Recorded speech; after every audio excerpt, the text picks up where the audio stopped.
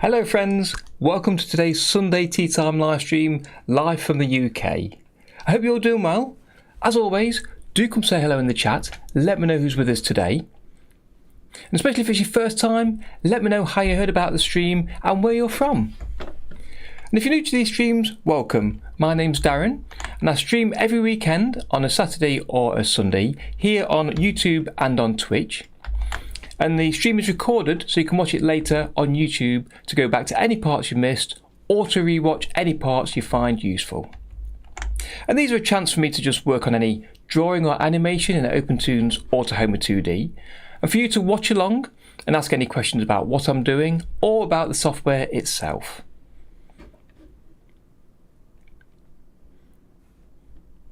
So please use this time to work on your own drawings and animations, and also let me know what you're working on.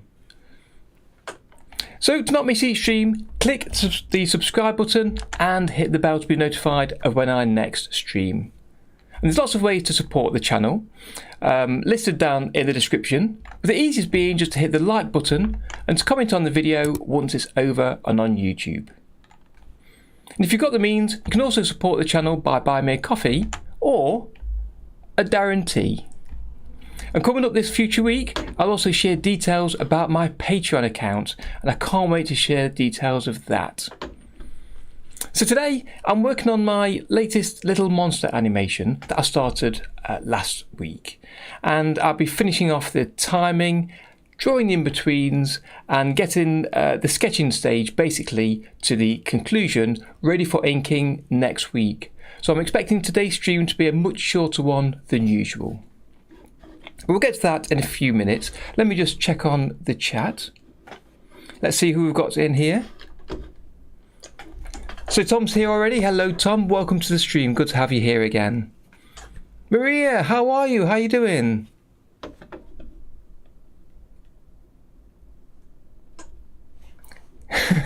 The bots are very keen today. They do get in nice and early, don't they? Spider-Man fanboy, hello, welcome. I don't think I've seen you here before, Spider-Man. How are you doing today? Amar, hello, welcome. Good to see you back again. So I'm just checking through some of my settings. I've got a few things set up on my screen. I'm still kind of in the early days of getting these streams running on my new computer. I've not installed all of the software that I need to run with OBS to get the stream running super smooth, and I'm still kind of figuring out a few things here. Oh, Ashnan, hello. You've changed your name. That's going to confuse me, but I'll do my best to try and remember that. Yeah, no worries. Good to have you here again. Well, I've got my lovely cup of tea. Hope you've got a nice beverage of choice over at your side. Kronos, howdy, howdy. Lovely. Good to have you all in nice and early today. I know often you can't all make it for the start of the stream, so great to have you all here today. So yeah, as I say, it's going to be a shorter stream today. So if you've got any questions, do fire them through nice and early. I want to get on with the drawing as much as I can to get it finished this sketch stage as soon as I can. I've got quite a few things to work on later on today after the stream.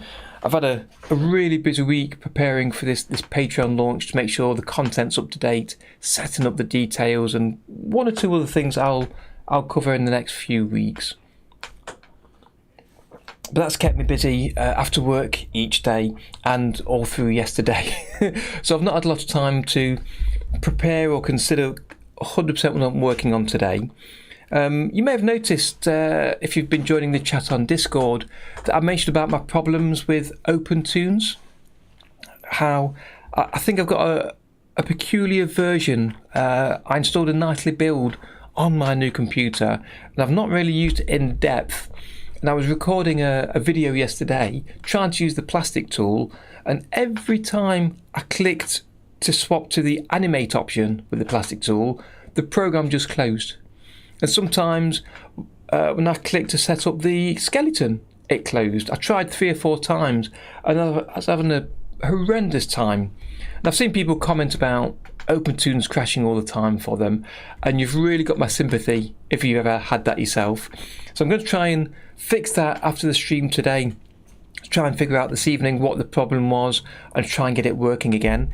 Tahoma 2D is working great for me so far. I've not pushed it to its limits yet, so I was going to try with that this evening as well with the plastic tool to see how that goes.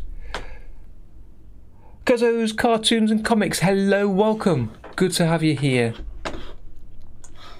Let me just reorganise a few windows for myself so I can work on here. Let me pop some music on as well in the background. Not too loud though, so do let me know if that's too loud.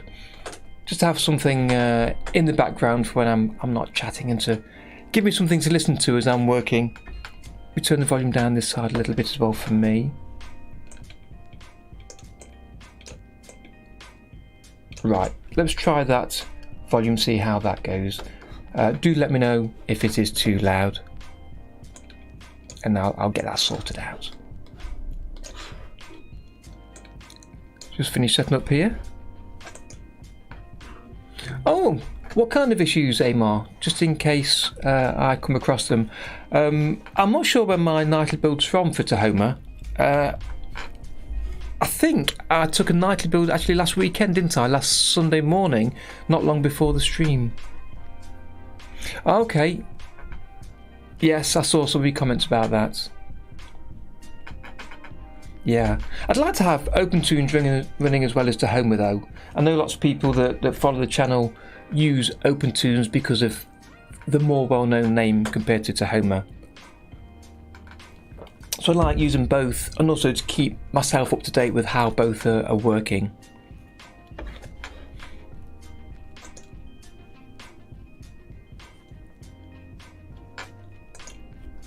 So I know you're a big streamer, Amar.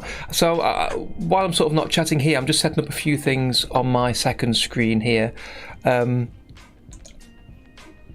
I use restream.io to stream to Twitch and YouTube at the same time, and I'm just looking, that gives me a chat window and some stats I'm looking at on the screen to one side, and I've also got some stats in a chat through YouTube. I'm kind of trying to work out which one is better and which one's working quicker for me to get the chat through quicker, to give us a quicker backwards and forth. Yeah, you was rendering out at 24 FPS every time, whatever you changed, I remember.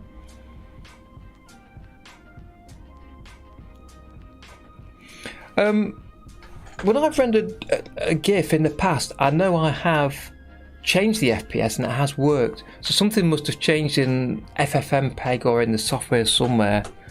And there have been changes, I think Manong John said to you, there have been changes in the GIF settings. You can change some of the settings.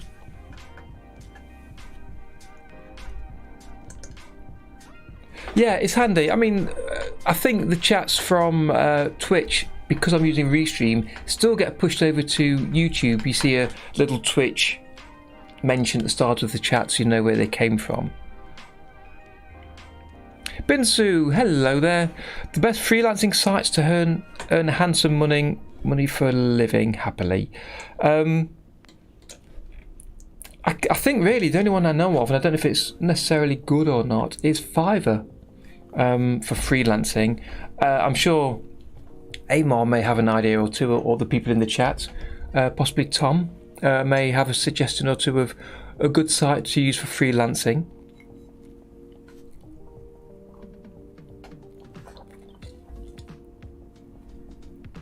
Sounds like you're having 1 or 2 issues there, Amar. I hope this isn't anything too major that affects us all and it can be sorted quickly. As I say, so far using Tahoma from last Sunday, which was either a release from Sunday morning last week or Saturday evening, because it was the very last edit and the very last nightly build, that's working a treat. It worked great last Sunday. I don't believe I had a single crash. I did a couple of things during the week, but not a lot. And I've not been rendering to GIF, so I've not maybe come across the issue that you have. Okay, so before we go any further, then should we jump on to the next section and let's take a quick look at what happened last week. What happened last week? So this section, let me get rid of some of my... There we go. This section is a chance for me to let you know about any OpenToonz or animation news I've heard about since we last streamed, for me to share any news about what you've been working on, and to share what I've been working on. And there's no extra news this week, so I just want to let you know a little reminder about what I've worked on, and that's my last Friday's video, which, being the numpty that I am, I scheduled to release on Friday afternoon. I was busy Friday afternoon, so I wouldn't have time to release it live, so I put it on a schedule, and then accidentally chose Thursday as the release date. So it came out a day early, which is fine, not a problem. So this was about animating the camera, and the reason that I wanted to share this, I've been wanting to make a video about animating the camera for quite a while. I made a video a while back about animating the camera before the camera was in its own column. So it was, you could still animate the camera, but you couldn't see the keys.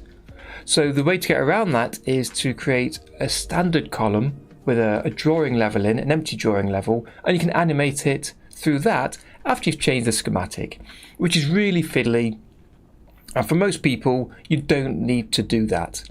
So I wanted to show how to animate the camera using a single column for quite a while. And then as I was organising my new Instagram account, link for that in the description, I wanted to push out some of my recent mini animations I've been doing, and I put out a few of them of like a walk cycle, the run cycle, a couple of others, and I wanted this animation from just before Christmas of the monster jumping into the pool. But it was created as a standard widescreen HD animation, and the ratio for Instagram is a 4:5, slightly taller animation.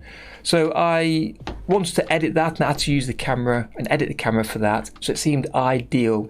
So I thought I'd create the video to create the Instagram video and show how to animate the camera and to place it and move it around. So that was last Friday's video. So if you've not yet used the camera and you're not sure if you necessarily want to or understand how to, take a look at that video. I think you'll find it quite useful. So I've been thinking about making short and more Instagram videos, and this is why today's video I'm working on is a taller sized video to fit in that kind of format for rendering. So that's why I'm kind of aiming in that direction of the more vertical size video. And just to mention what else I've been working on since I saw you last. Well, really just the Patreon stuff. I said we'll talk about that more next week. There could be a bit of more details about it released on Friday in the video, but we'll wait and see for that. As I say, I've no other animation news to share this week, so it's just getting on with the drawing. But let me just jump into the chat quickly and see where we are.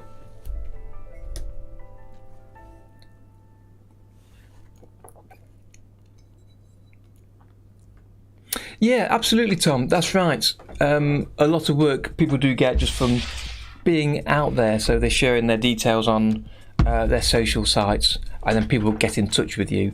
But they'll do that because they've seen the kind of work that you've already put out.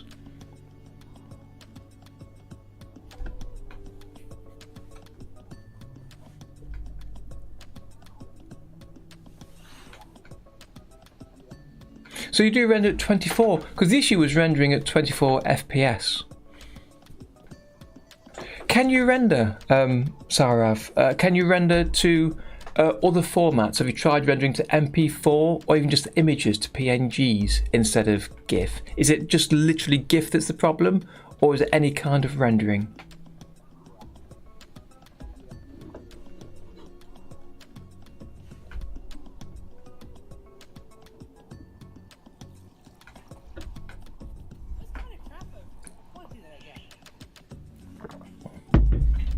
Yeah, great point, Amar, about using Gumroad and that kind of service. I've got a few things on Gumroad myself. People don't tend to browse it though, so again they'll come across your Gumroad account because they've seen it mentioned on either your website or on your social accounts, or through videos like this. So if you stream, do some live streaming or make videos of the kind of content you produce, then in the video description, share those details there as well.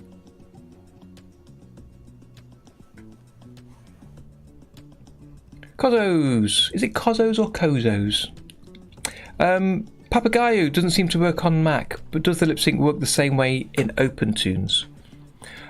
For lip sync, if you want to use Papagayo, if you can use Papagayo, that's where you get the data file that you import into OpenToonz. So you use Papagayo to set up the timing for each of the mouth shapes, and then you kind of create a data file of that timing, and that gets imported to OpenToonz, and based on the data it then chooses the drawing for the appropriate mouth shape.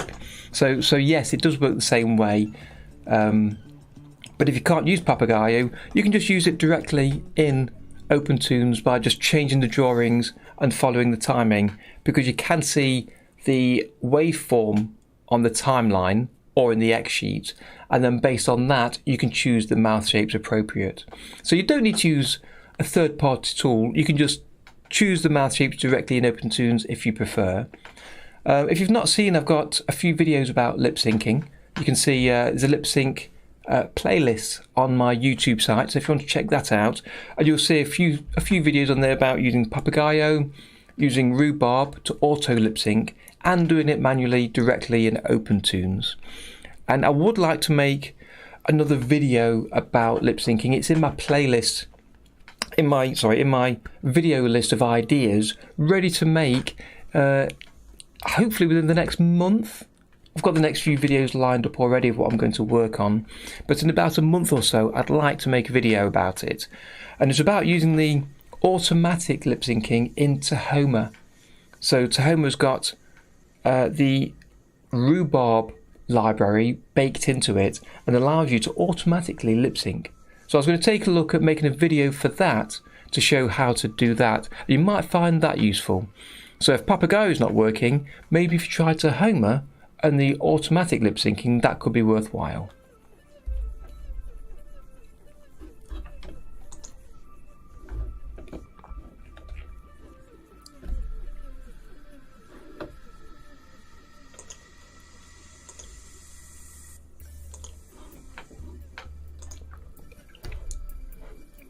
So I've also got my Discord server channel on my screen in front of me. So if you want to send any comments through there, or share any of your drawings or animation that you're working on today through the Discord server, I can take a look at that.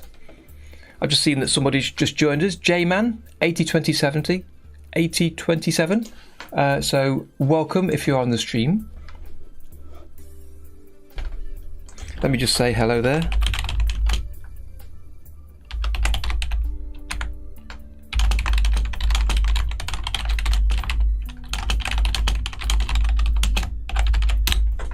There we go. I've not made a video about that yet, Kronos. That's the one I want to make in the next few weeks. It's pretty simple to use, to be honest. It's really simple to use. But I know it's easier to watch a video and to get a feel and see somebody else using it. But I do plan to use it myself. So again, in the same way as I made the camera movement video, because I wanted to use the camera movement for something I was making, for this my Instagram video I was putting together. I'm also wanting to show how to use the lip sync feature in Tahoma when I'm actually doing some lip syncing in an animation. And I was thinking of doing something for the streams, for the introduction for the stream, with good old Nixon there, and get this fella saying something to us and using the lip sync tool to work on that. So I hope to put that together. In its essence, I could show you in like 60 seconds once I'd got my appropriate system set up, which I haven't at the minute. It's really straightforward to do, so feel free to jump in and have a go. But yeah, I think that'll be a good video to make. I think it'll be really useful, so can't wait to get to that. So let me jump into the drawing room. Here we are. If you've got any more questions, do fire them through. I'm keeping an eye on the chat there.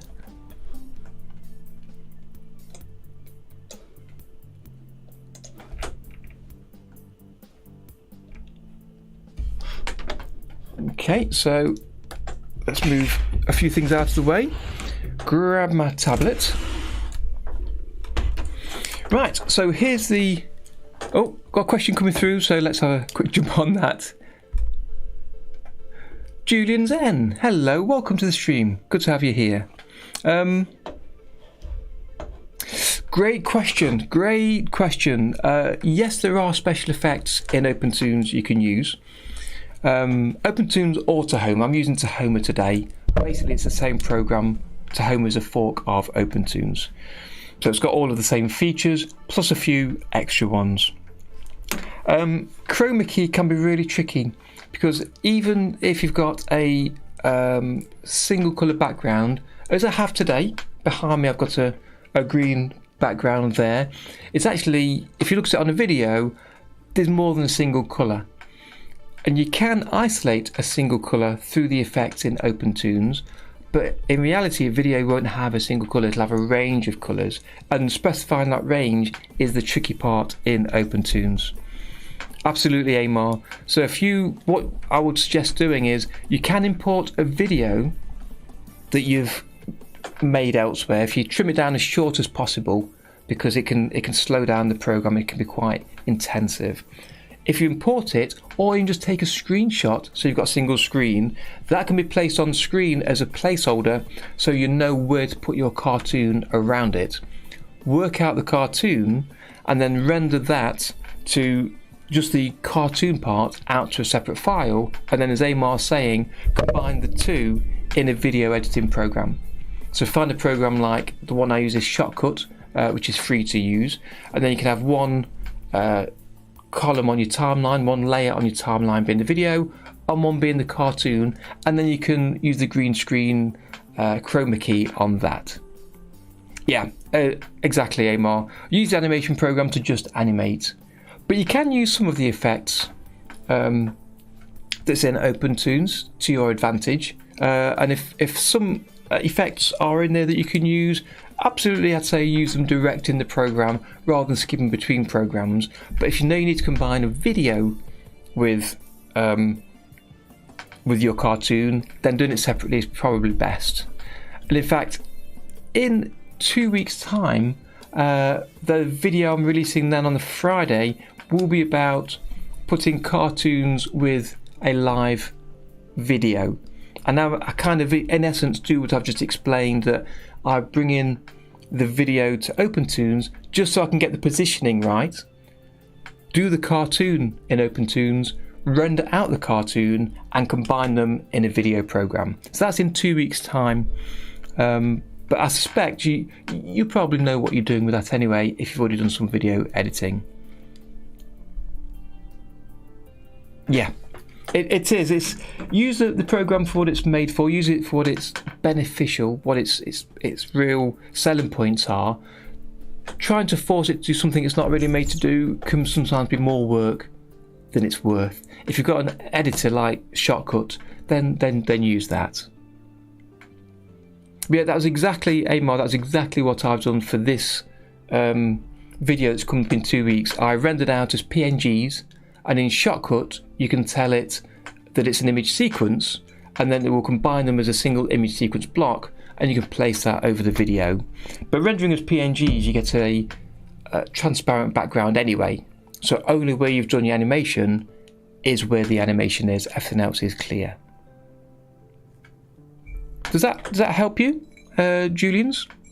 Julian's N. What is N, I wonder?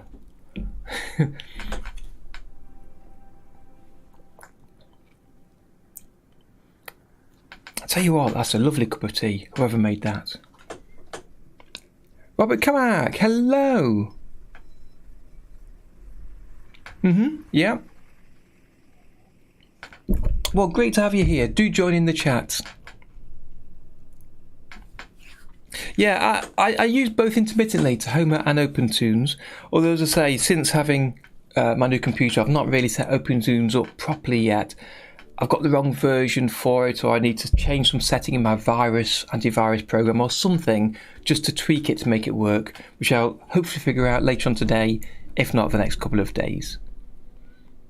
But yeah, most things that I do work in both programs, so it kind of doesn't matter which one you're most interested in, apart from those small features that's unique to each program. Okay, yeah, no problem, Julians. You give that a go, see how it goes. If you have any other questions, join us on the stream next time, or join us on the Discord chat and let us know how it works out for you. And if you can, please do share anything you make. We'd love to see what people are making at home, whether it be static artwork or animations, or even, as you're talking about, doing a combination of live video and animations especially. There's an artist called Q Ball that puts cartoons onto live animations and shares those, and they're really good. I really enjoy those, and I quite like to make one of those a little bit like he makes at some point and have a go, but I've not had the opportunity yet to find the right topic. Nightfall Glow, welcome to the stream. Good to have you here.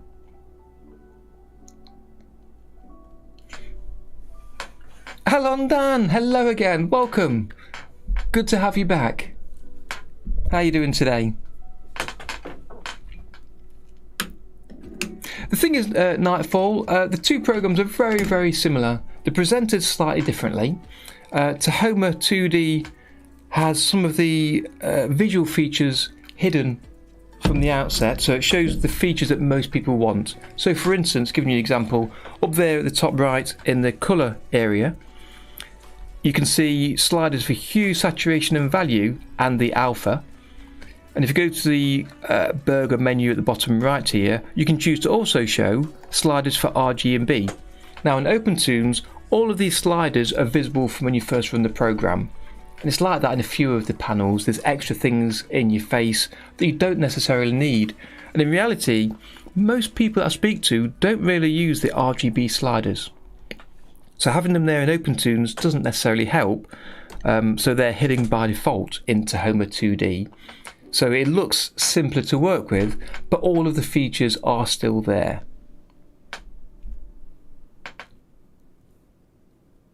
But as I say to people, try them both. You can download them and run them separately, because OpenToonz is installed using an installer on your system, and Tahoma 2D is a portable version, so you just unzip it, place it somewhere useful, and then run it.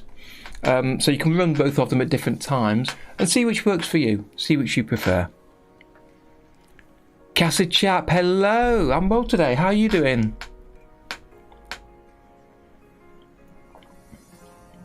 I'm very well, you're not late at all. I've only had a short introduction today. I've had no news to share or any particular stories apart from my last Friday's video. We're just having a bit of a chit chat at the minute, and then we're going to jump into this little monster. I think it's going to be a shorter stream today than usual. In fact, I know it will be a shorter stream. I don't know how short it'll be, but it's definitely going to be much shorter. I've got a few things to do later on today, and I want to get this to a certain phase, a stage. So I've already done some sketching, some in-betweening. I want to refine that, finish that off so the sketch is correct, ready for inking, and rather than starting the inking getting part way through, next week I was going to plan to do all of the inking in one session. So today is about finishing off the sketch animation, still being rough, tidying it up, sorting out the timing, fixing a few little issues I've got with his facial features change a little bit as he moves. I want to animate his arms and legs falling off when he hits the ground. That'll be interesting. Looking forward to doing that and that kind of thing. So next week we can start and just dive straight into the inking.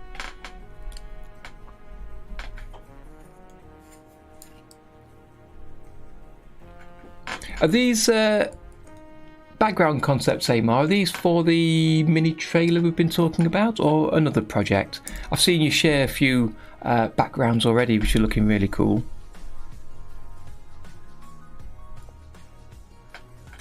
Hello, Yo Casey. Apologies. Hello, welcome. Good to have you here. Two things to say, really, Casey. One is, start off with the very basics of, initially, you don't actually need a drawing tablet to get started. As much fun as it is working with one, and as much as it feels natural to draw with like a pen on either a screen or a non-screen, it can feel more natural. You don't necessarily need one to start off in your animation journey. You can start to learn the software, which is kind of a big part of learning to animate, because once you've learned the tool, you can reach for the right tool and work a lot quicker. So that takes some time anyway. You can use a mouse to draw, especially in vectors. So you could potentially draw on pencil and paper, sketching what you kind of want, scan that in or take a photo, and then use vectors to place vector lines over the top of your drawing and get the animation working there. And there's a friend of the channel, Jer Henning, that I talk about on the channel from time to time. I've got a link to his channel on my Discord server you can find, or just go to YouTube and type in Jer Henning. Let me put that into the chat for you.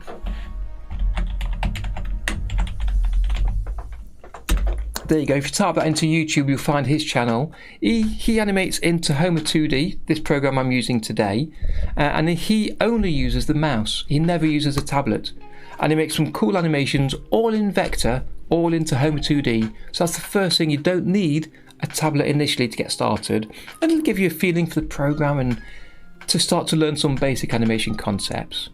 And the second part is, I'd say, jump onto eBay or some other sales site, maybe a Facebook group, to find someone that could be selling an old tablet they don't need. I don't have one at the minute, I'm afraid, but you can pick them up pretty cheap. I'd say initially, definitely don't look for a screen tablet. Use a non-screen tablet at the beginning. Most people get used to them pretty quickly, even without a screen, but you can pick one up fairly cheaply for $20-30, depending where you are in the world. Some places it can be quite cheap, others not so much. So take a look at some of the sales sites and see what you can see.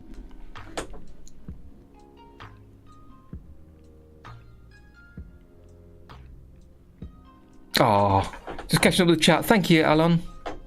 Great to have you popping by. If you're still hanging around and you've got any advice, as I've always said, please do share it. I'd love to hear it. Any suggestions you've got, and you've sort of been concerned about making too many suggestions. If you do, I'll just tell you no. I'll just say that I'm not going to do the suggestion. Thank you anyway. But mostly, I love hearing what you've got to suggest. So far, they've all been useful, everything you've suggested, so I love hearing it. So feel free, absolutely feel free. Adjan, hello, welcome. Thanks for joining us today.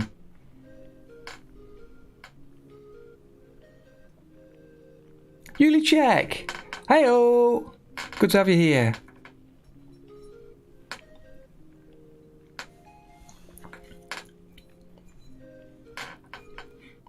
Absolutely, Maria. I used a non-screen tablet for many years before I bought my screen tablet, and I bought this as a treat for myself. And as I've often talked about on the streams and on the channel, people rave about screen tablets, or they consider that that's what they should have. Because if you ever see professionals working on animation, they've always got a screen tablet. It's normally a Wacom tablet. I'm using a Huion today. It's normally a Wacom, but people think that's what I should be using. And in some ways, I miss having the non-screen tablet. The simple thing of your hand getting in the way as you draw on your screen tablet, honestly, it makes it so much easier to use a non-screen, where you're just looking at the monitor and following the stylus on the screen as your hand moves on your desk. Honestly, it's so much underrated and so useful. So yeah, don't necessarily go for a screen tablet. Non-screens, really good.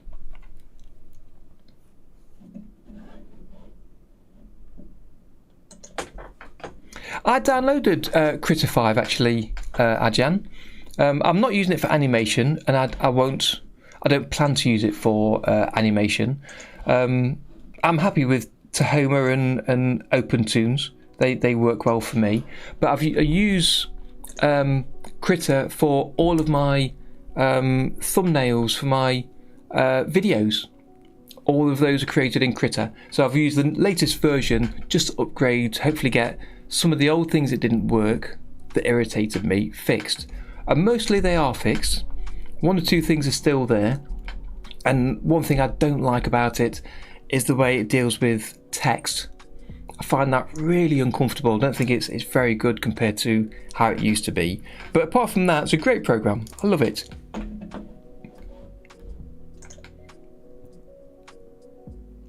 Yeah, non-screen tablets really do have their advantages, and it's not talked about enough. So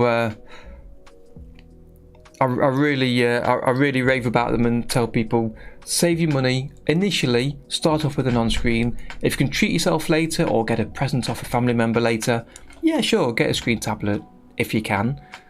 But unless you're paying top bucks, you may well be undercutting yourself and finding it's not necessarily as good as a non-screen.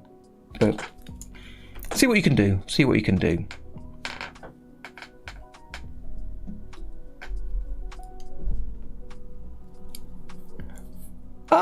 Export for PNG sequences. Excellent. Yes. Oh, that's good. Yeah, I really enjoyed your blob short today. I like the progression that you've done, the way you presented it. I think that's really good. And the end result with the effects, chef's kiss. Love it. Yeah, really good.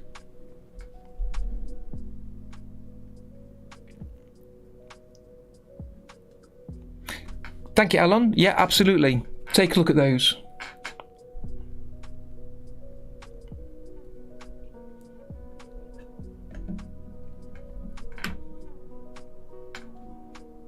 It is, absolutely, you check. Up to each artist to decide if you prefer them or not. But as I say, sometimes I've seen people talking about screen tablets, doing reviews for them as though having a screen is essential, and it just really isn't. I know I'm repeating myself, but I can't say it enough. I don't like the idea of young people or people just getting into the hobby feeling they've got to spend, depending where you are, for me, £200, £300, £400, £500 on a screen tablet, when I could pick one up today, brand new from Amazon, for £40 or £50, a non-screen tablet, a really good one. Speaking of the devil, there's Jay Henning. Hello there, Jay. We're just talking about drawing with mice and tablets, and someone was saying they can't necessarily afford a tablet, so what can they do to get a cheaper one? And I mentioned your channel that you draw into Homer 2D with the mouse using vector levels.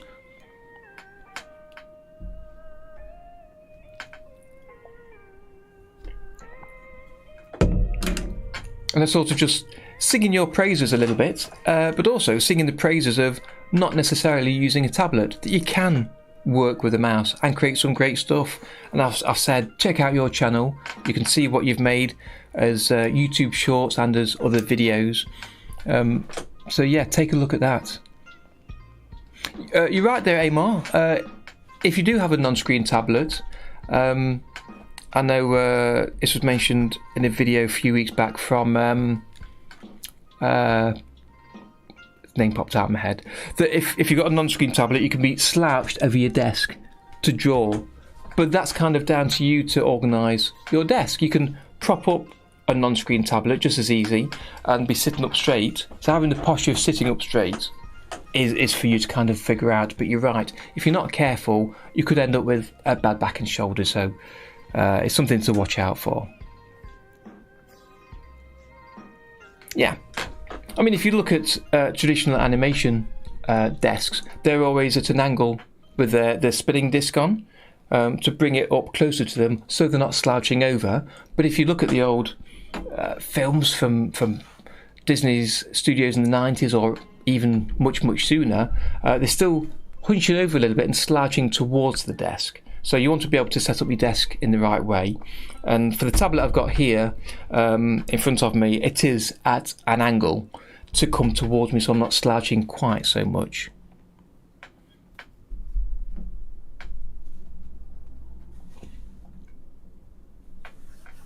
Finn Productions, hello, welcome. A little bit Finn. Was talking about Critter earlier. There's a new version, Critter version 5 that's come out. I use Critter a little bit for backgrounds, and it's great for backgrounds.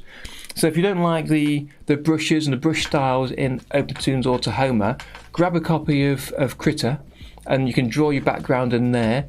And as long as it's the same resolution, it can just be placed directly over your cartoons and bring those in as separate backgrounds. And that a little bit harkens back to the old days, traditional days of animation, where backgrounds were literally paintings, were very large paintings, and then the main character cartoon was drawn differently in front of them.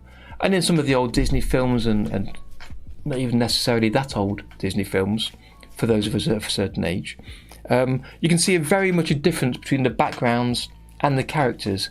In fact, in Studio Ghibli, you see their backgrounds that are watercolour painted. They look quite different. So if you want a different style, absolutely, Critter is a great program for that. I've not really had chance to work on the large animation to be able to take advantage yet, but that's what I'd likely do, is use Critter. Exactly, Amar, like a drafting table. Yeah, that's right, Maria. That's why I do like to take plenty of breaks myself during these streams. It wakes me up a little bit. it refreshes me and just makes me feel a bit better. Lets me stretch my muscles out, to stretch your eyes out to look at a longer distance. Yeah, for some reason, I mean, I'm skipping through the chat here, Amar. You mentioned or a standing desk. I've got a standing desk. That's what I'm working on right now. But during these streams, for some reason, I don't tend to stand. And I think really it's because of the setup I have with the green screen background. And if I start moving the camera around, it could mess that up.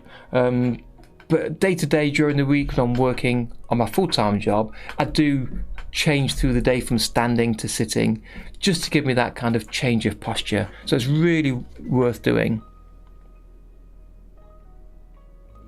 Yeah, the size, that's a good point, Alan. The size of the tablet is kind of important as well, to make sure you've got an appropriate size for you. The non-screen tablets tend to be quite small, like an A4 sheet of paper or so, thereabouts, 12 to 14 inches, and I'd definitely go for the larger size if I had a choice.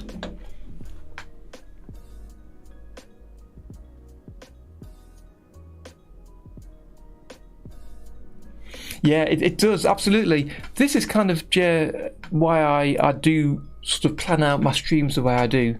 That we start and have a chat on here. I go through the news or share some videos, that kind of thing. Then I'll take a break. Then I'll come back to do some drawing. And then if I'm here for more than an hour or two, I'll take another break just to stretch myself out, get a fresh cup of tea.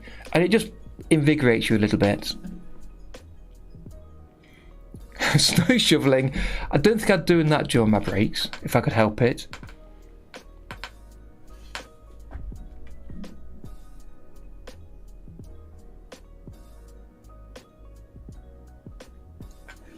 Well, kind of Amar, I guess, but my screen tablet's still taking up a lot of space as well, but it depends. Yeah, it's all about working on your workspace.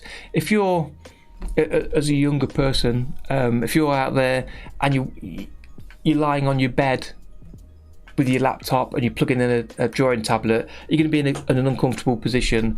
But as you get more space and you can find a desk or a workspace to work on, you can work out the position that works well for you.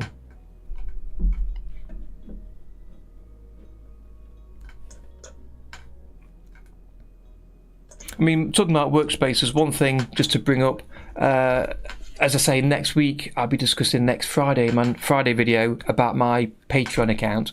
And one thing that I've put together for that is a studio tour to show what I've got in here, how things are laid out a little bit, just to go through some of that. And part of that is sort of mentioning how my tablet, is, the angle I'll work on, that kind of thing. So that's kind of been on my mind a little bit recently about putting that together.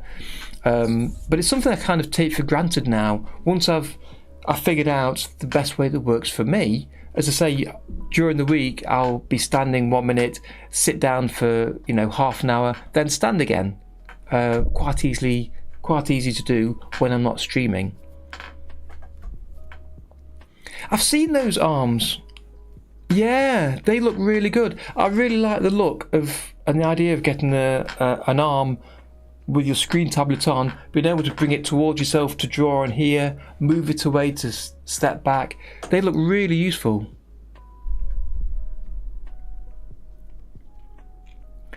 Absolutely, Jay. A lot of the time, especially if I'm using vectors as you do, I will stick to the mouse. It is more accurate and more easy for me to use the mouse to select on points, to move them around and adjust them, to switch quickly if I'm switching between the drawing room here and like the FX or the timing room, to adjust the keys. So if I'm showing all of these adjustable values, I find it much easier to use the mouse to select them, especially if I'm looking at the graph view. Has that popped up in a different window? Same window. If I'm looking at the graph view, it's much easier to use the mouse than the tablet. So absolutely, I can join you in that chat.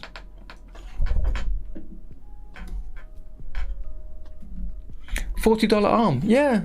I mean, at the minute, Amar, I've got quite a large desk, and since Christmas, as I say, getting the new computer, because I've not got my laptop on here anymore. Because I used to have a laptop and a second screen and my tablet, and then some other things. It got quite busy. But now I've got my new computer on the floor, I've got a lot more space, so I'm doing okay. So I'm all right. But having the arm, I can really see the benefit of that. Hello, Robert. 84? For some reason I assumed you was in your 30s. Don't know why. I know that speaking to quite a few people on my taking my Udemy course on OpenToonz, quite a few people are, how do I put it nicely, are more in the 60s, 70s, 80s range than I would have expected. I expected more of the younger teenagers really getting into animation, but there's so many people over 30, 40, 50 that are coming back to animation after many years, or found the time now to be able to come back to it. It's really fascinating to me, and it's something I've talked about, that if I was to create my channel again, to set up the YouTube and my socials and everything, instead of calling it Darren Tea, the idea I had in mind was I would call it the Animation Shed, because it seems that for people over 30, anywhere from 30 to 90, this is the new shed. So in the old days, a chap would go off to his shed to do some gardening or woodwork or whatever the hobby was, working on figurines or what have you. But a lot of people that are coming to the channel and chatting with me are taking up animation as their hobby to keep them busy through the evenings and the weekends. So yeah, the Animation Shed is what I'd call the channel. I've never got on with the trackball. I've tried a couple of times, I just can't get on with them.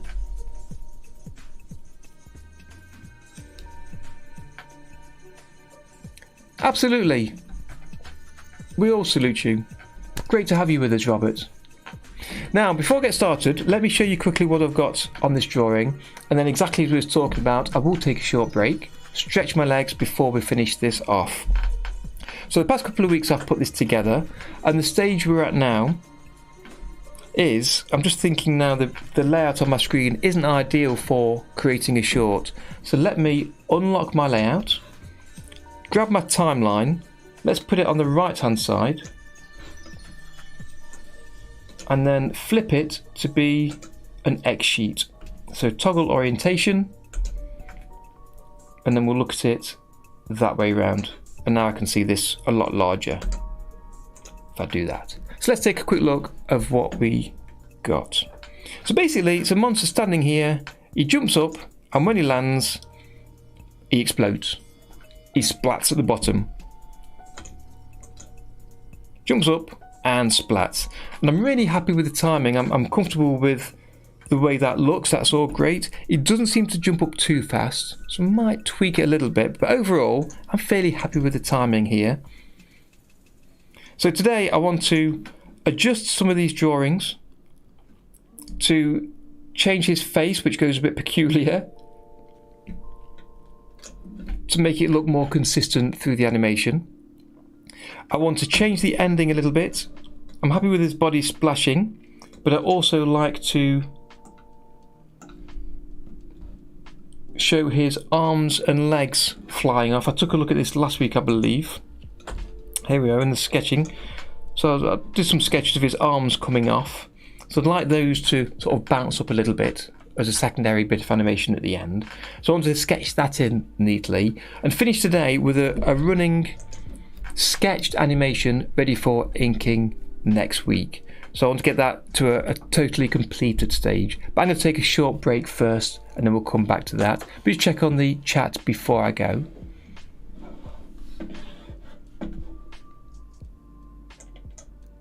Nightfall 22. Okay, I'm always fascinated by two things from people I chat to on the channel and on Discord and what have you. Everybody's ages. I'm almost never right about how old people are and where people are from in the world.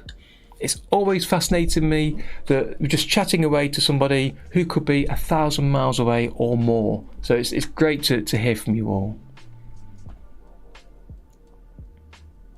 But that's great, Nightfall. Yeah, if you're not already, and you have time to do a little bit of socialising, do join us over on the Discord server, where you can share some of your drawings or animation, and other people can either comment on it, give you any suggestions if you're interested, or just to share with a great bunch of people. And Happy Person is here. Hello, welcome. Good to have you here.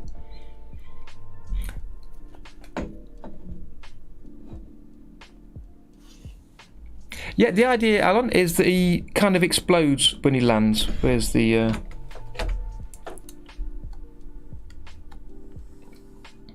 So when he lands, I want him to explode, disappear, but I want his legs to jump up in the air and land on the ground. And also thinking about popping his eyes out, having a couple of eyes rolling a little bit. That might be too far. We'll see how we get on with that today.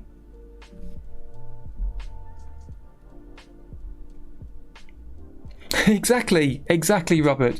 I know a lot of folks do, and I know it's not just men. It's quite common in this country for men to have a shed. It's quite a common thing, especially men of a certain age, to spend time away from the wives and family. They'll go to the shed to work on the hobbies, and I say so many older chaps and ladies are joining us with animation, and we'll be chatting along, and I'm thinking, they're perhaps 14 or 15, and they'll, like you, they'll just surprise me and say, "Oh, I'm 62, I'm 58, whatever," and they're getting back to animation, something they've not done since they were drawing in school books as a teenager.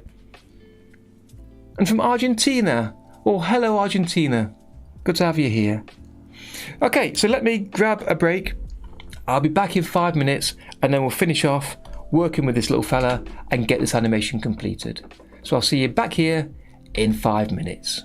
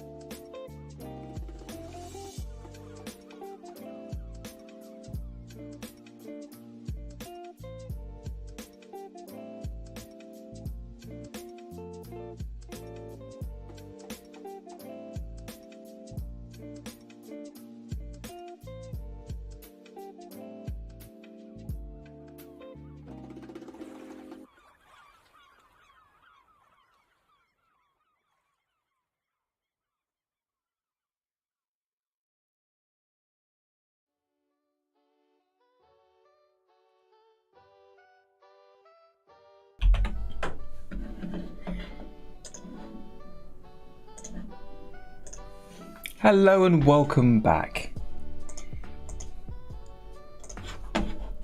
And hello to Suhas, welcome. Good to have you with us. Thank you for joining us again today.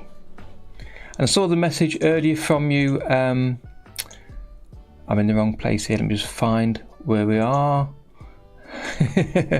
So apologies for butchering your name, but Yokosuran, great to have you here.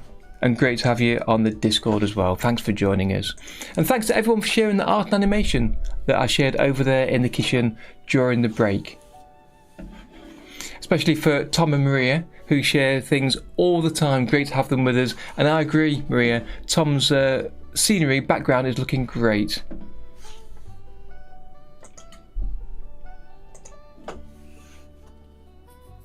Hello there, Casa. Well, basically, if you've got FFmpeg set up, if you can render your live action to an MP4, you can then just drag it into OpenToonz and it'll create the frames for each of the drawings, and you can literally draw over the top. The only thing to watch out for is sometimes videos are set at 30 frames a second or even other different numbers, so 60 potentially or 50. Whereas in animation, normally you're drawing at 24. So you might be careful and check that you're going to render out to the correct frame rate. So if the pacing is vitally important, you want to double check that before you do too much drawing. So for that, I'd drag the video into OpenToonz, create your scene of course, drag the video in, render it out immediately, and then check if the timing for the rendered version is accurate to what you're after. But yeah, pretty simple to do. Like a lot of questions about using external assets, whether it be images, audio files, music, sound effects, or video, it should be drag and drop if it's in the correct format. But if you've set up FFmpeg, then most formats are accepted. Okay, so here we are in the drawing room. Let's take a little look at this monster fella. So I've got a few things that I want to do with him. Before I go any further, let me open up my backup tool, check I've got that backing up the Tahoma directory. So let me do a save all on that and just check to make sure I get a new version. Yep, version 152. So it's now watching that directory for any changes. So I can go back to see what I did earlier, roll back to an earlier version if I want to, or if something breaks, I can get back a version that's working. Let's see where we are. So I'm looking from the very beginning of how his movement's going. So when he squashes down, that's fine. And when he jumps up, he's got that little kind of a hover in the air up here. That's working really well. I'm really happy with that. I do want to change his face. And some of that I can do at the inking stage. I can trace the previous face, the previous frame's face onto the next one to keep it accurate as he moves. So I could do that. We might do that here with a sketch in advance. That could be useful to do. So we know that the inking stage is going to be much smoother, that I'm just literally drawing over the lines I've already got, rather than trying to make sure that things don't move around. Cheers.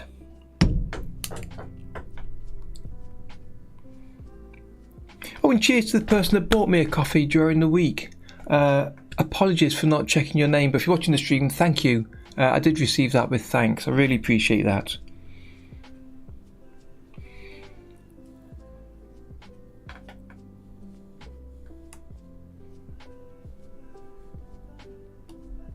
So I'm just looking at some of the things like the arms, the way they're moving. So let's make sure we're in the right column. And you may notice that my drawings have got gaps in between them, and that's because I'm using the new implicit held frame feature, which means you've not got to extend the drawings from one drawing to the next. Automatically, like the drawing here on frame 21, that is shown until you get a new drawing on frame 27, because this new implicit hold, which I really, really like. It's a great feature. One other thing to mention, if you've not got a nightly build of OpenToonz or Tahoma yet, is that you might think that my frames are shown quite small here in the X sheet view, and that's because there's now a new zoom control at the top right of the X sheet so you can make the frames smaller to get more in shot, which was one of the main reasons why I used the timeline over the X sheet. But now you can reduce these down to be quite small. You can get, there we go, 76 frames in a single column shown all at once. Really useful. I do like seeing the drawing numbers though, which makes it clear if you're accidentally copying any drawings to expose the same drawing number elsewhere, or if you've duplicated and got a copy of a drawing that you can edit independently. So well worth getting that zoom feature, but do keep an eye on the drawing numbers. Okay, so I was looking here at his arms. She throws them up in the air, and as he lands, comes down, his right arm is sort of bent, then it goes up. It just looks a bit weird for me, so I'm just going to change that up right now. So how are we all doing today? Are we all doing some drawing or animation during the stream now? I know that it's quite common to join the stream while working on your own drawings and animation, which is really, really nice to hear. So how are you doing out there?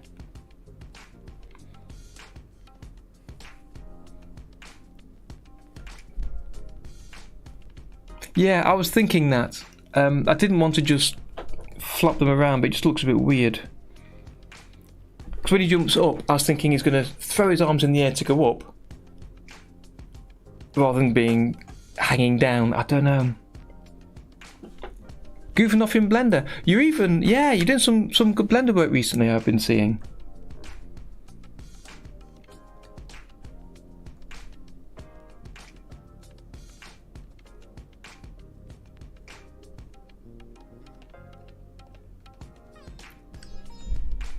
And even stretched them a bit, possibly.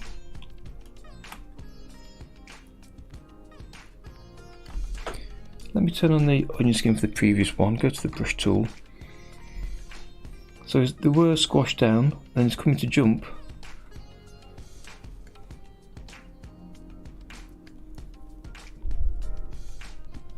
Oh, you do like your kittens. Yeah, using the chalk brush, I love some of these My Paint brushes. They really feel so, like the charcoal brush, feels so natural, gives a good texture, makes it feel more like you're sketching somehow, which is really peculiar because it's no different to using a standard brush, but I feel like I'm sketching more with them. It's very psychological. Oh, nice.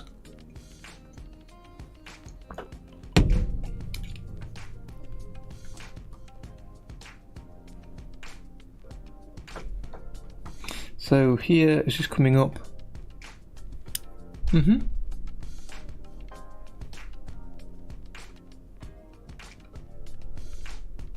Yes. Yep, absolutely. Absolutely, Alan. I'm thinking though, as you jump, think about the movement of the arms. You usually want to push them up. But then as you say, when you fall, they're sort of falling behind you.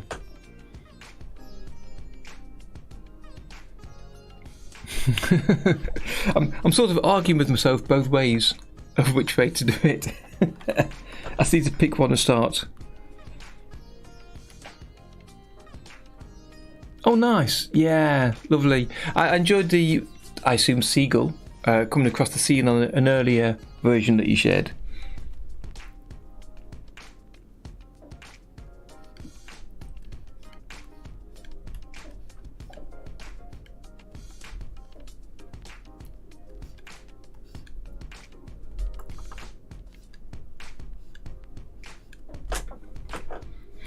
Boom, boom, boom.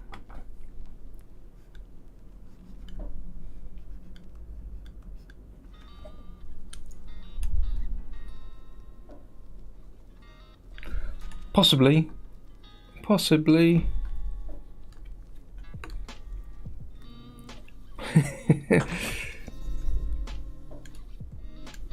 Yeah, it is going to snap quite quickly.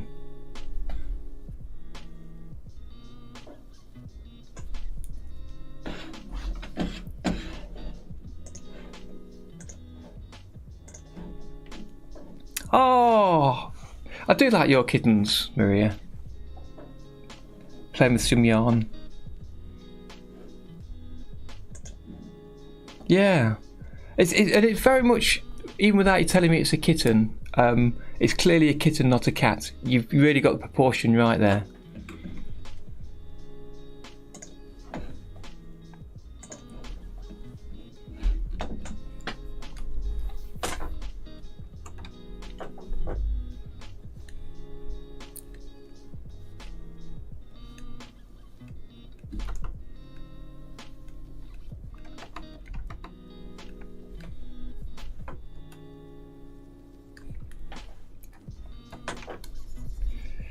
Let me give this a go of having the arms reaching upwards and see how that looks first. Again, that is the point of the stream today, to try and get this right, so I can come back next week and just ink. I love inking. Once I've figured out all this kind of detail of where things should be and their size and that kind of thing.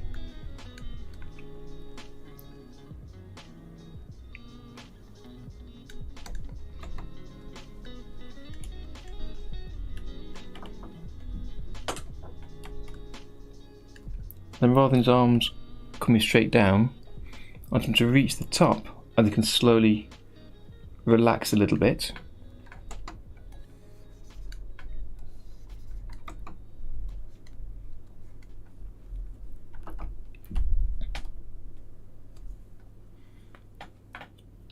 Yeah, I keep telling myself I need to make some time, and I've been busy the past couple of weeks, but I need to make some time just to bring up a program, whether it be to Homer or Critter or whatever, or even sit down with a pencil and paper and just do some sketching like this. Oh.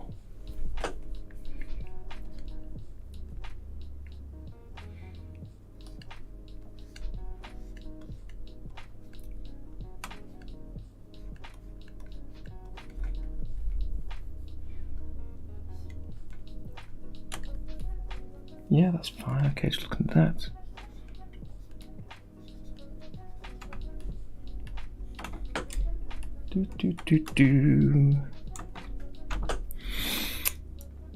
Alright, so to reach the peak, I kind of want him to relax, but like you say, when he falls, his arm should really be above him. Yeah, absolutely.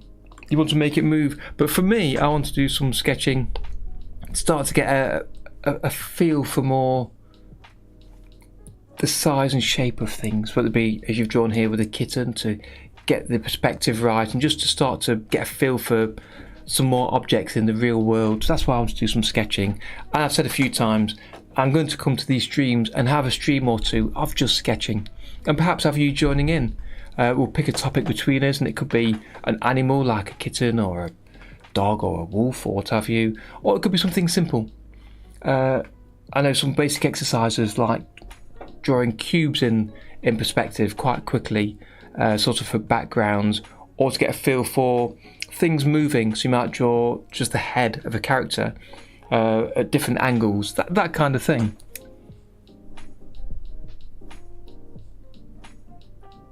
Yeah, it really does help, and it's something I'm in desperate need of doing. So it's just a matter of finding time, because during the week I'm working on ideas and things for the Friday video, as well as practicing getting things together for Sunday, but not much time just to do some drawing and to learn a few things. I think so. It's something I need to do, but I've been kind of excited by these little monsters thanks to Tony. I've been wanting to make them move exactly as you say, Alan. You want them to move, and I need to get away from that for a short while just to kind of figure things out a little bit.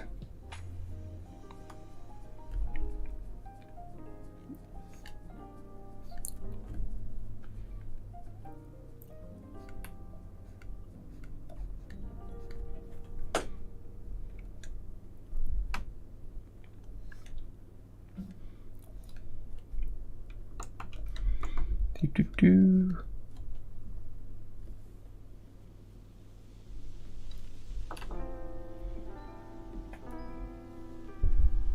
Yeah, the plastic tool's really useful. There's a time and place for it, and sometimes it's because I'm not doing this for a living. Obviously, I don't need to worry about how long things take. So the plastic tool can be really useful to speed things up.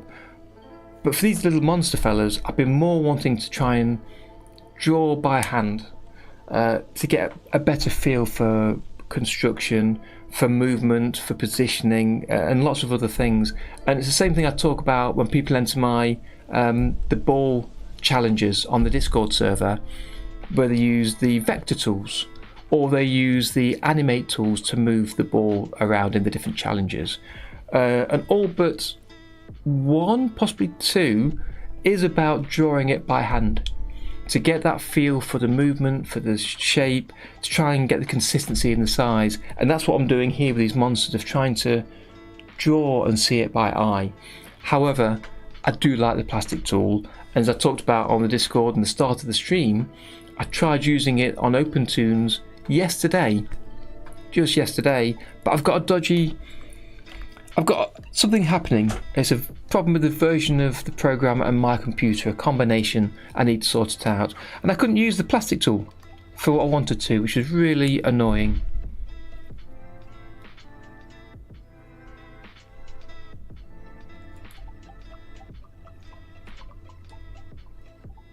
Yeah, that's going really well, Marie. You obviously, we saw it at the break time.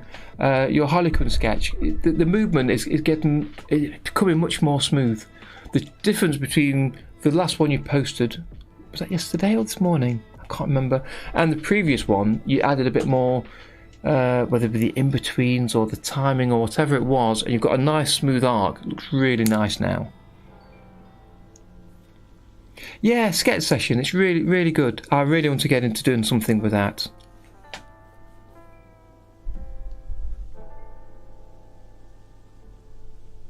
Exactly, if you know what you're doing, Alan. that's the point. But there's some things where I don't know what I'm doing, so I kind of want to go back to basics a little bit and work on a few basics of things.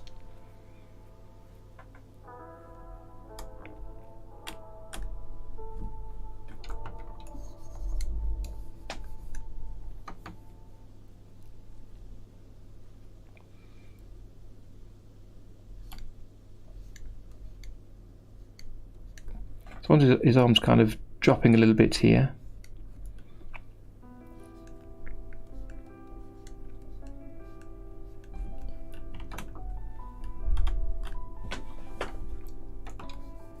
Yeah, going the opposite way, that's just the wrong way totally there.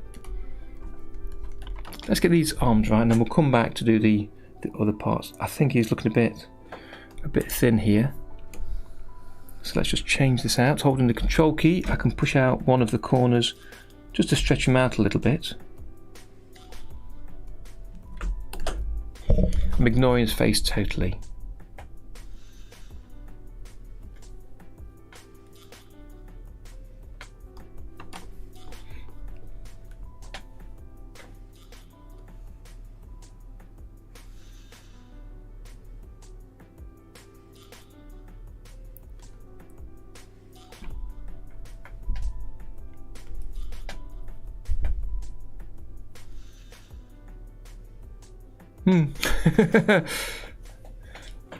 You may well have much more to learn, I don't know, but I know when I've seen you drawing your characters during some of your streams in the past, you've got them down. You know exactly what you're going to draw. Yeah, I love getting back to basics for things, absolutely. And not just for drawing, for lots of things. Going back to basics, reminding yourself of the right way to do things, just to push yourself back into the right lane, really helps.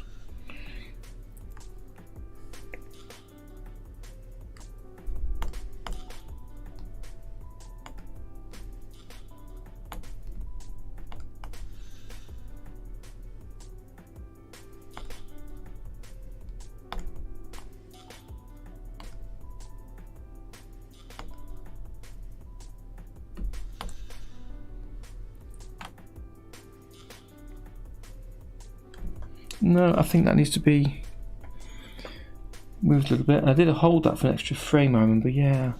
So 33 is the peak. 34 starts to come down, so I do want another sort of an in-betweeny one there. So let's add that now. Press Alt and D.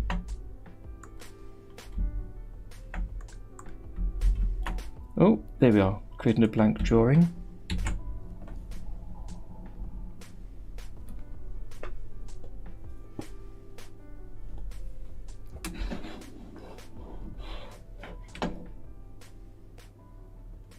I've heard that tip before, Amar, of using a ballpoint pen or at least not using a pencil, because that'll force you to think about your lines that you're going to draw and to realise you can't erase. So it kind of pushes you into a slot of trying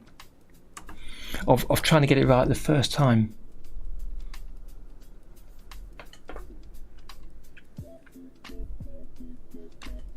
Let's just quickly sketch over this. He's kind of in the same place, but I will adjust his position a little bit.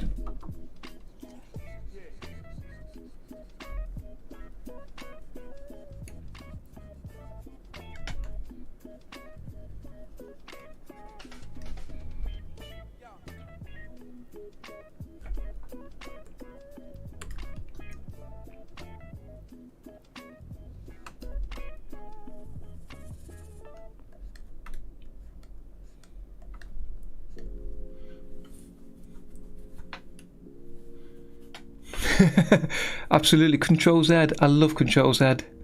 Yeah. And that's part of the point of using the ballpoint pen, is that you can't undo because you're on paper. You can't erase because you're not using a pencil.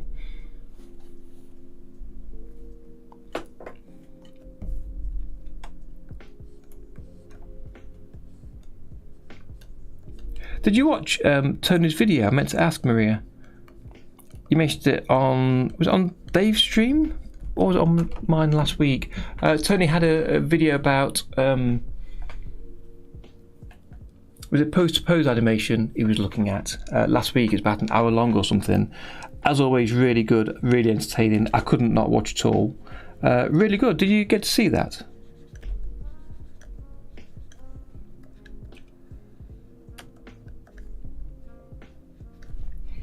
So I'm going to take him with the selection tool and just adjust him a little bit so he's not in exactly the same place.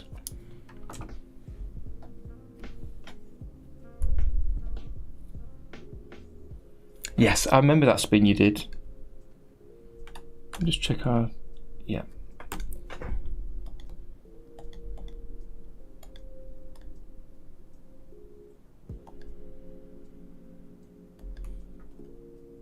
Yeah, it was really good. Every time he has a video, I can't not watch. He makes it look so easy, doesn't he? When you see him drawing the same character again and again, that's just practice and experience. And that's something I wish I was getting closer to, but I don't feel like I am yet.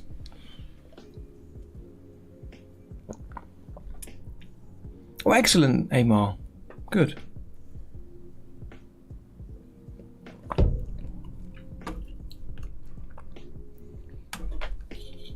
I mean, this is one of the reasons why I started with the little monsters, try and create a simple character. I think I need to go back another step, I was thinking. Because this character, if I remember rightly, let's come down here, it was something like, you know, a nice simple ball head.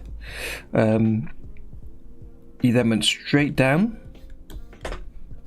gave him feet, and that was his body.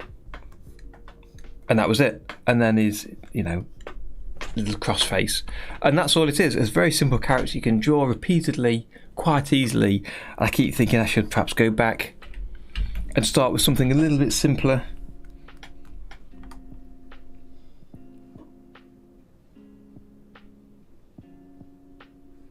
His math's going mad there, I'm ignoring that. Yeah, this is why I'm using sort of sketching first. You can use the selection tool. Like here, he's gone quite thin. The previous drawing, he was quite fat. He's just changing shape all over the place. It's quite manoeuvrable. And part of the reason I did that was I kind of wanted to show the heavier weight at the bottom part of his body. I don't know if it quite works or if it just looks like he's changing shape.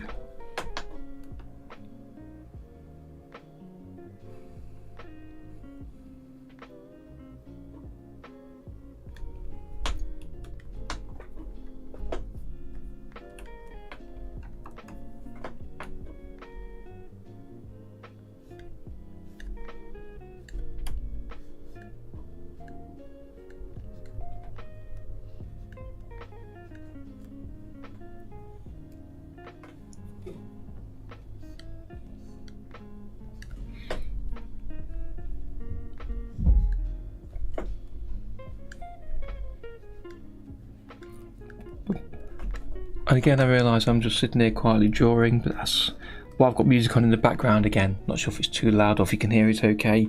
And this is why I sort of encourage you to do your own drawing and animation at the same time. And hopefully why I'd like to work on a draw along together so we can do things together. Because last time I really enjoyed that. And I thought we had some great contributions that you was drawing. And because obviously you wasn't streaming, you was that side, you could do them much quicker, so I could get to see them where you shared them over on the Discord server during the stream. That was really, really good.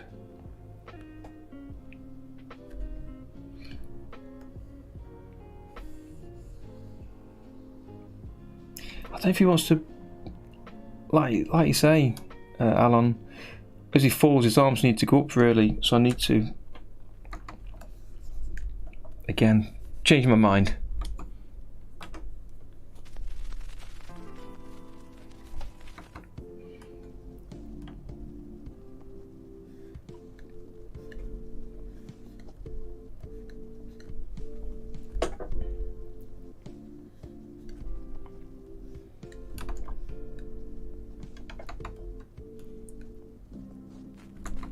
Yeah, they've got to be, haven't they?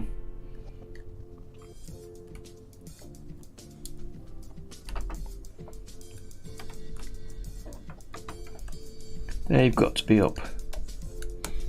I just didn't want the arms up all the time, because when he jumps up, I want them up. So when he falls, I didn't want them up. Yeah. It's not just you. It's not just you.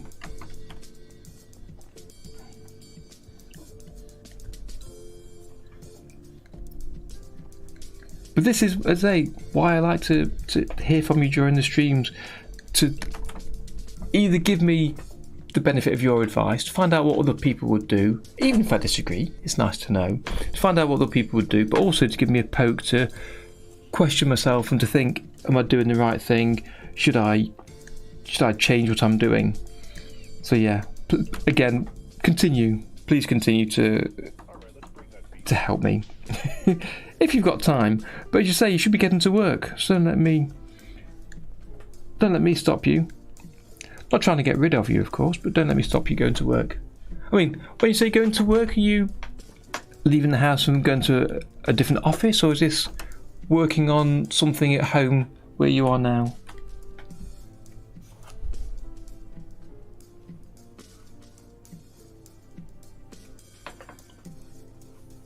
Yeah, I didn't want to have too many sort of keys at the top where it's floating, particularly.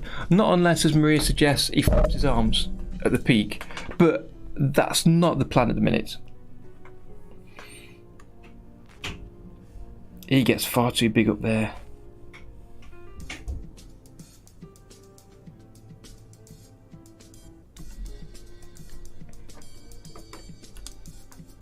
Oh, work from home. Okay, good.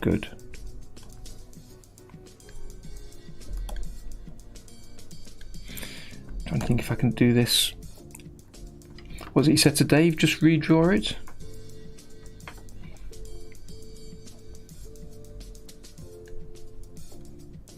Just kind of bring his head in a little bit.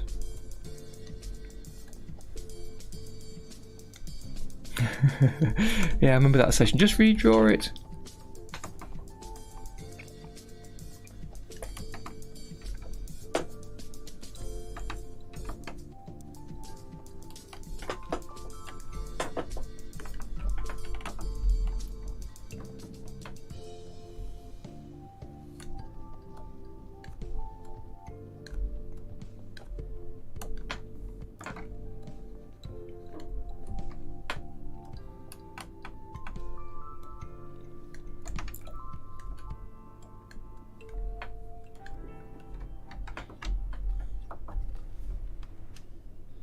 Yeah, it does. For sketching wise, like this, it's fine, I think. But once you've sort of done the ink, and as you start to use the selection tool to edit, it just looks wrong sometimes.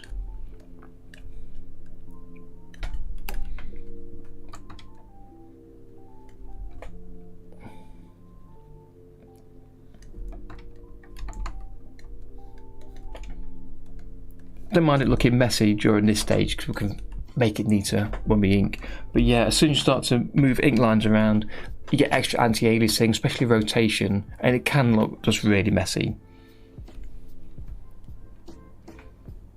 But it is tempting once you've used the selection tool to try and use it for ink lines, which is it's something to try and avoid, I think.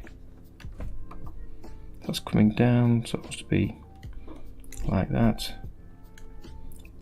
Yeah.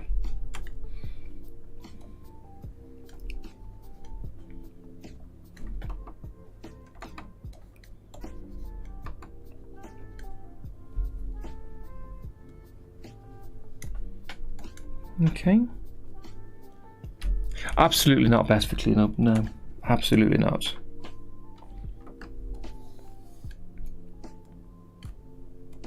Smudge. Hitting save as we go along. Constantly hit save. Save as often as you can. And that's still not often enough, as I always say.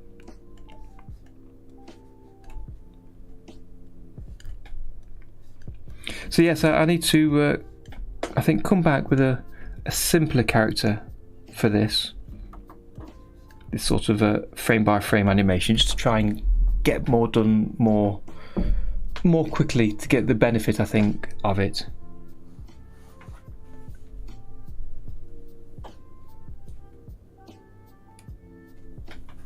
Yeah. Use it a bit and redraw more.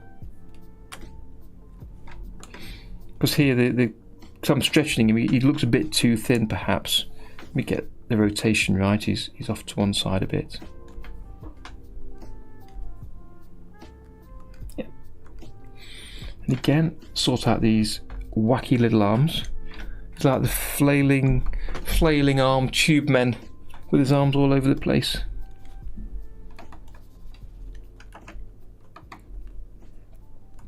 So as you say, while it's stretching, let's stretch the arms out a little bit as well, so have that quite close to here.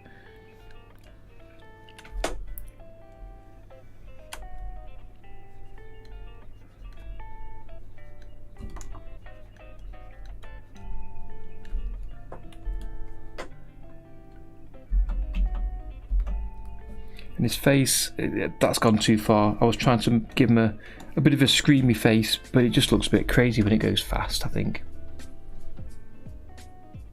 I wondered about that, because this is something that you did in your example to me on the previous animation last year before Christmas, is that you did the stretch, and it surprised me when I saw it as static images, but it looked perfectly fine when it played as an animation. And it's those kind of tips that I find really useful. So you did the stretch where he jumped up and the bottom part of the body stayed in, I think, virtually the same place. The head jumped, and the next frame the head stayed there and the body joined up. And it just looked really nice. It's something I need to, as I said at the time, I think, keep practicing on that little tip. So I've done the arms close to each other, but let me delete that part, and as you say, let me put them exactly in the same place. See how that looks.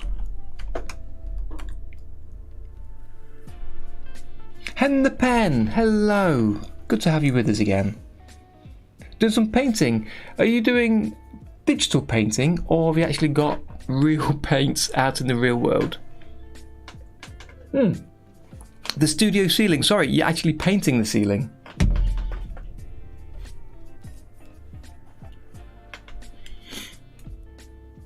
Yes, cut, copy, paste isn't always the right idea because of the 3D, it's true. I do know what you mean, but this is why I want to try these things, to try and get my brain to see what it needs to see. Right, let's sort out this face because that is insane. I can't have that. As much as I want him to put an expression, that is absolutely mental. So let me draw over here. I'm going to draw over the top, because it's such a wide distance apart, they can't be too different, but they can be slightly bigger, potentially. So let me draw that there, and then we can move that down. Start off with it basically in the same place.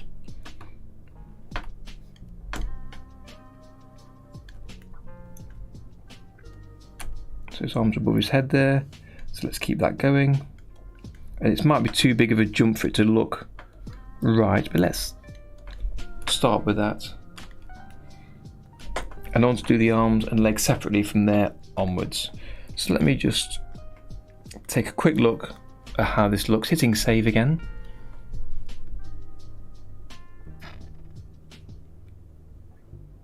Yeah, it's 100% right. I know you are, but I can't keep away from the selection tool. Yeah, it feels like it should be better to do it that way, but I know it's not. And when I've just redrawn things, they do look a little bit better, but I think part of it is the confidence to be able to redraw the same character looking the same without him changing too much. So that's why I do a lot of tracing over them and using the selection tool. And I feel like this will come with time, but it's nice to be reminded again. But you're right, redrawing will help and does help. Right, the arms are looking a lot better there. Just sit back and watch it for a few cycles.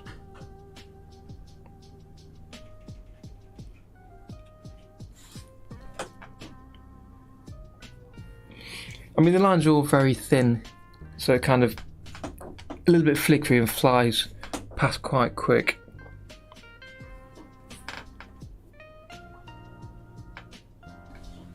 Yeah, I want to hear the tips. If you've got time to share them, I always want to hear them. But yeah, it will take time, but you're right. Redrawing. So when you were saying it to Dave, and he was manipulating his drawings, and you said just redraw it, and after a few times he did, and it came out looking great.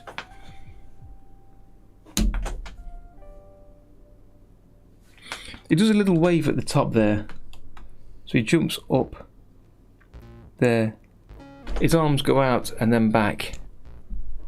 And Yo-san, hello.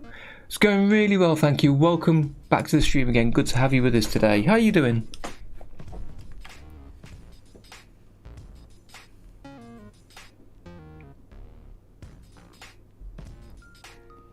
I think because his arms are wide. Let me just look at that again. Yeah, his arms stay wide when he jumps, rather than pushing upwards.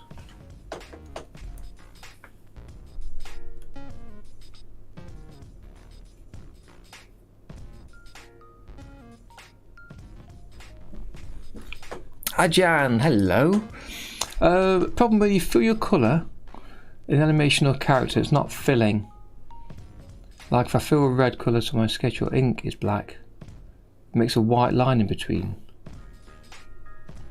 It shouldn't do, but just to answer that question before we move on, if you're using the fill tool, what you'll probably want to do is increase the fill depth, because the white line that you're talking about could well be the anti-aliasing of the black lines. So if you're drawing black lines, if I use the brush and you haven't, depending on the level type, and on the brush, there we are, on the standard brush, if you haven't ticked the pencil option, you'll get anti-aliasing. So instead of just drawing in black, you'll get kind of a grey edging in between the pixels to make the line look smoother.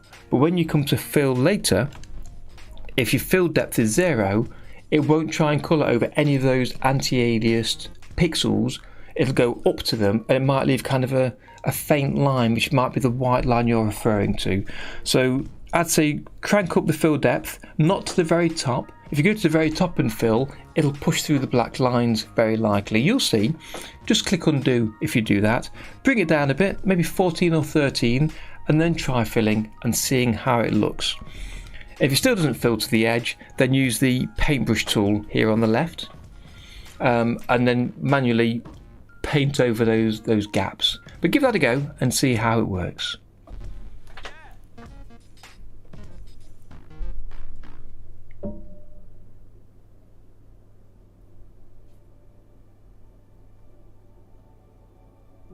Not sure if his butt should touch the floor.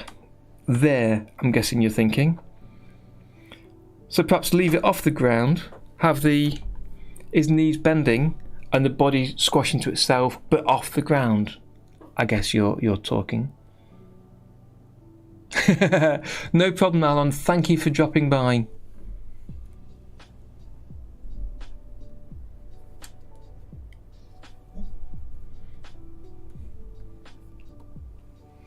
Yeah, it's only a few drawings. I might change that, Alan. I'll take a look at that once I get through this section on the arms and see if that improves it. Yeah, he does a little wave there. His arms go wider.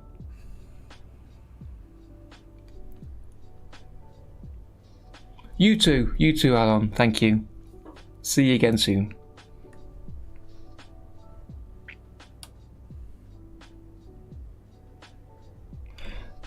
I don't like his arms being so wide. They need to really be pushing through. Oh, that's dark. I'm on the wrong brush for a start.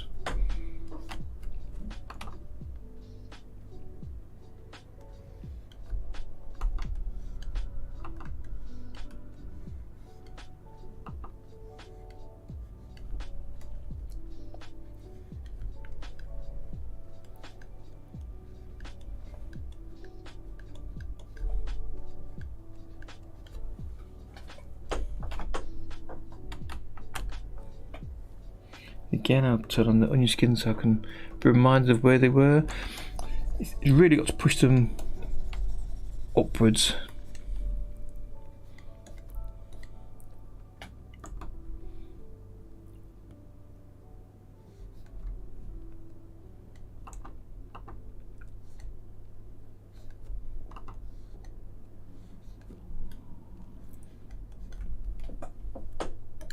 So it really goes to the side of his kind of the ears position.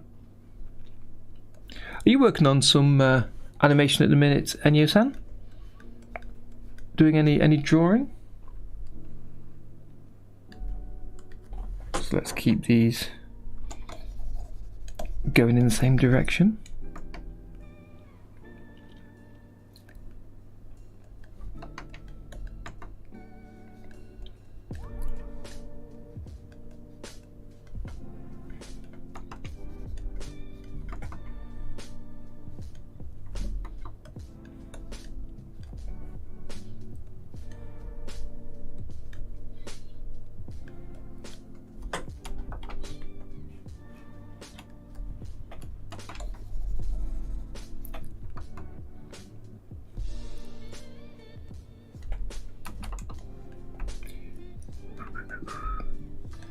Yeah, so I'm kind of glad that I am where I am with this today, when I was thinking of just sort of finishing off the sketching and not trying to push too hard into the animation, the inking stage. Give me a chance to try and get this right.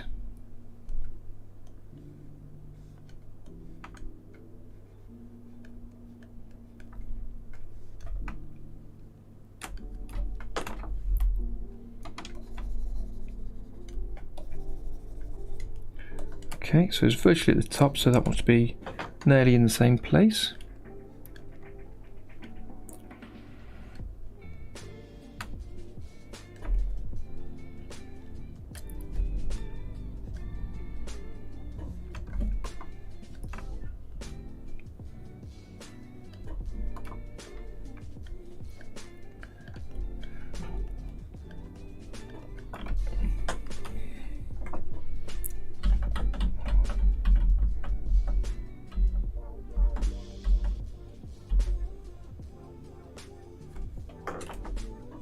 Let me just, even though that second part is wrong, let's just take a look at that.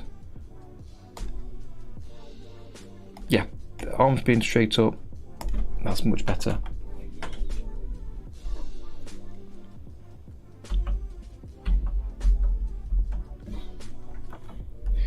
So when he starts to fall, the question is, should his arms relax a bit more and the elbows come out? Even though when he actually falls, his arms should be as straight up as he can. I keep losing my hands. I don't want to do that. Well, this one here, it could come outwards a little bit.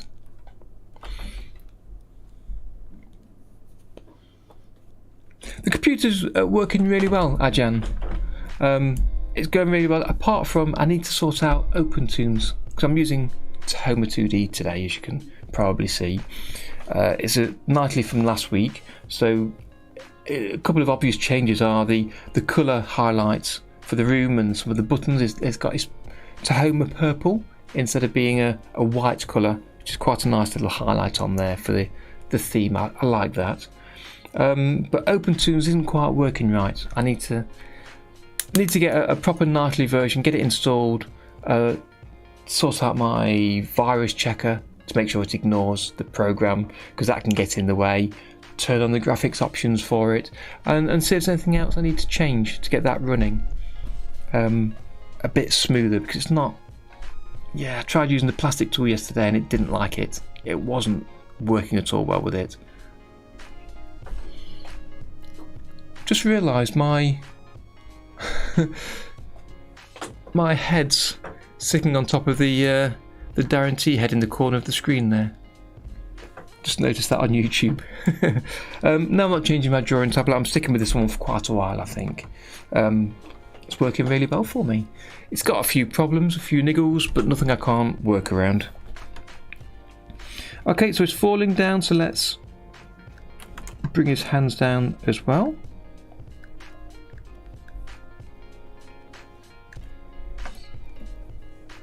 And try and make them come down the same amount as kind of his head is coming. It's Darrenception. Hello. Darren's talking to Darren's. That's the last thing you want to have. How you doing today, Darren?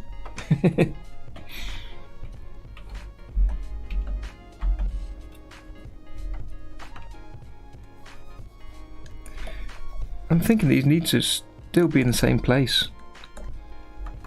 So yeah, still coming down here. So start with the hands, I've got the right distance. And I don't want them to stretch just yet.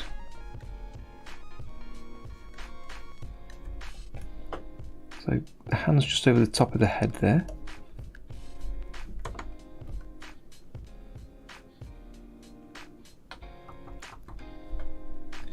Yeah, Maria's always busy, and you know, always.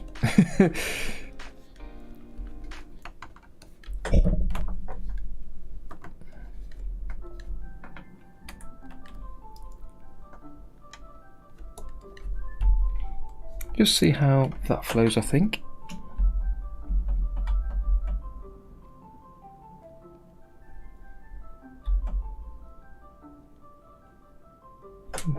Okay.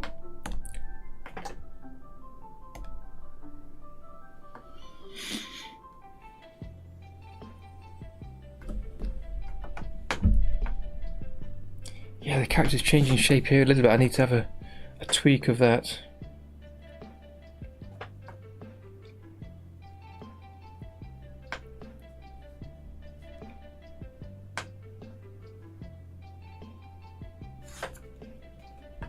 Oh, my tea's gone.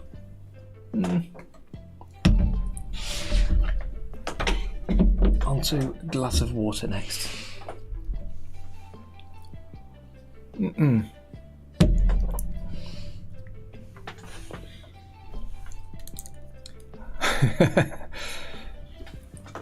What time is it there, Amar? I know I ask this every week. It is early in the morning, isn't it? It's one of those things I keep forgetting. And it's a peculiar thing to get into your head when it's what is it, 4:30 or something now? What are we at? 10 to 5. And then I guess it's like 11 or something, 10:30, 11. Nearing lunchtime, yeah. I sometimes wish that YouTube and on Discord, that next to the name it would show your current time. It'd make it so much easier for conversations sometimes. So in that case, Amar, good morning to you. Good morning.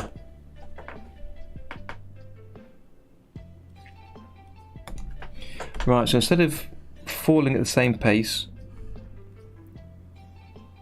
as he starts to fall, I'm going to extend the hands so they fall less quickly. So his arms sort of stretch out a little bit. See how that looks.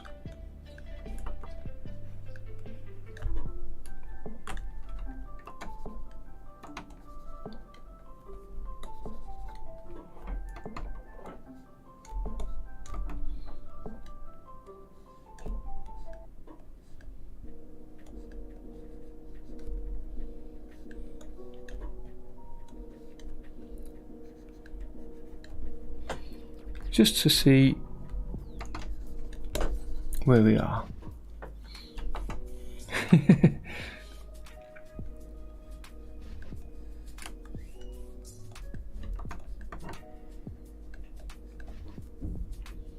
Coffee time.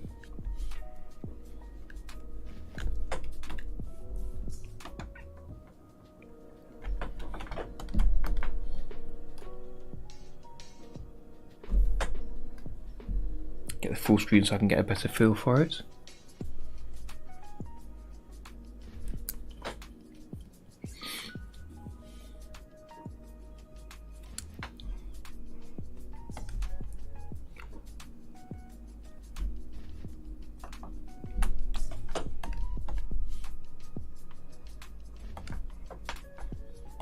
Let me just take a look at this first couple.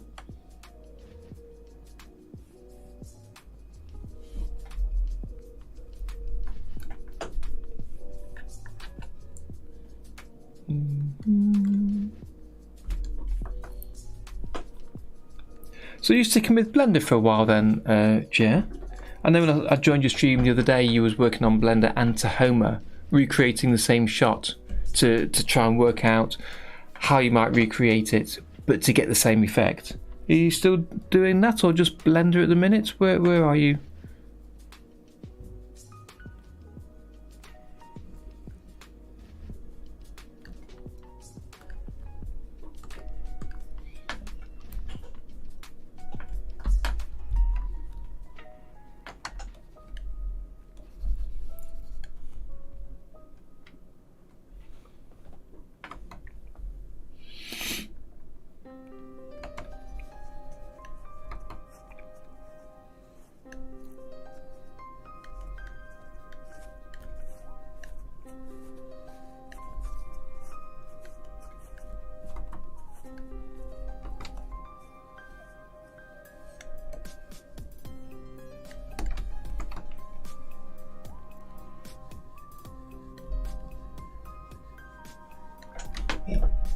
Yep, okay.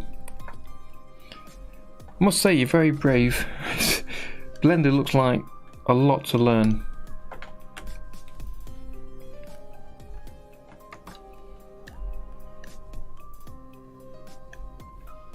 Yeah.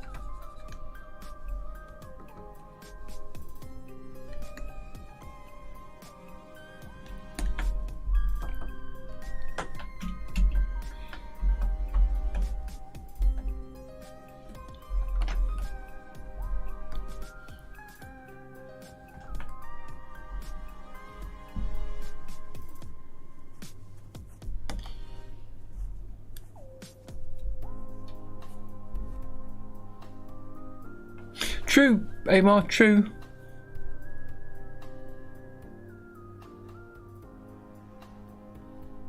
Yeah, you're clearly doing it the right way, Jay.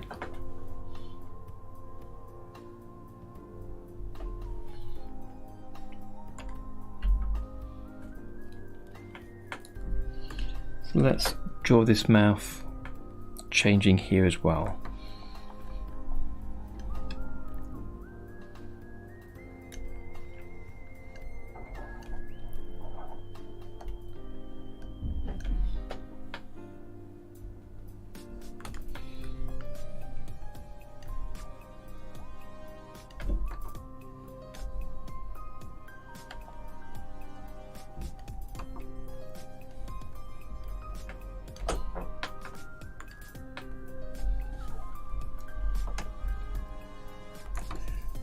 Okay. In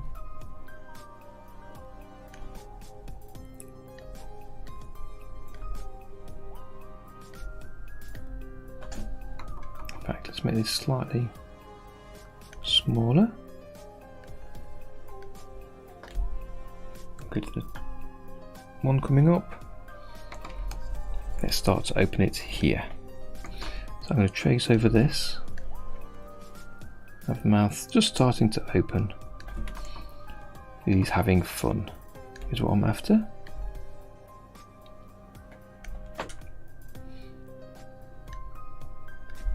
I'll colour that in later.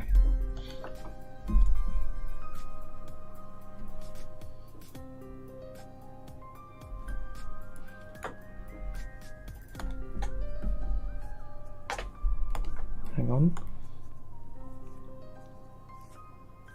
Yeah, he opened his mouth early. I didn't want that yet. So let me change that back.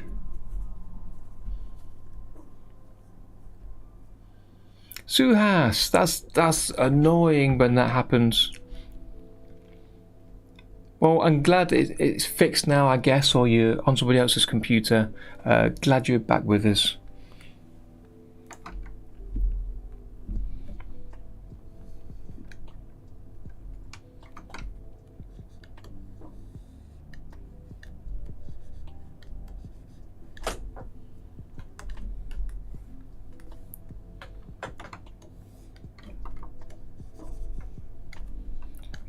Clearly I've stretched this out rather than drawing it myself, so it's going to look a bit messy.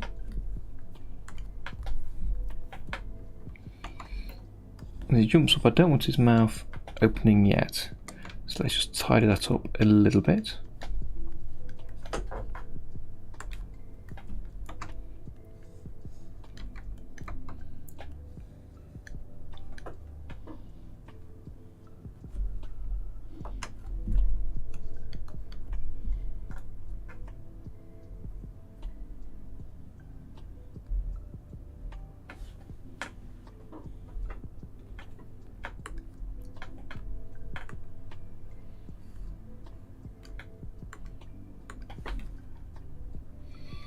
Like this one, it can start to open. It's the one there where he starts to open there like that. And because I'm going to colour the mouth in, I can just add that in as a hint for me. Okay, let's see where we are with this.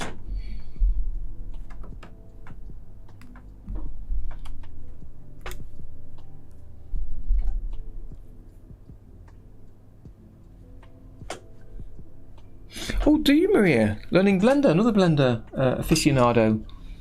Excellent.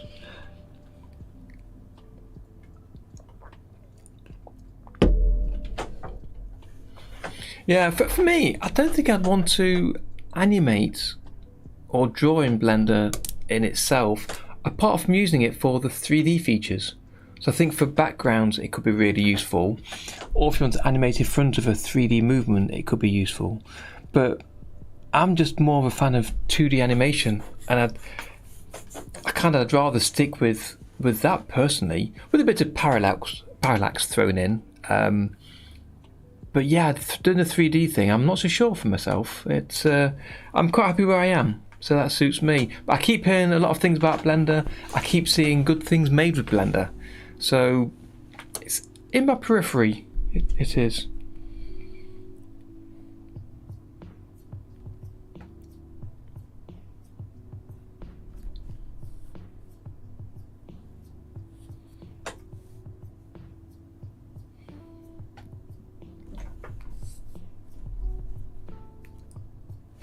Yeah, let me try a couple of things that Alan mentioned earlier for the start of this while I'm here.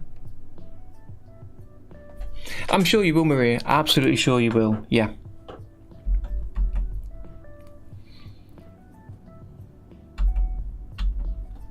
So it's 1, 2, 3, and it's coming up. So let me try changing those. So I'm going to take those 4, take a copy of them, place them to one side, hide that column, and then we can edit these directly.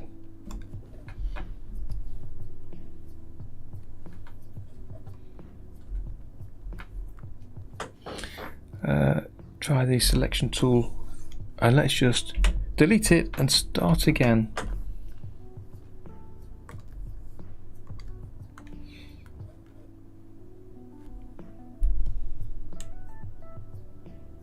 Yeah.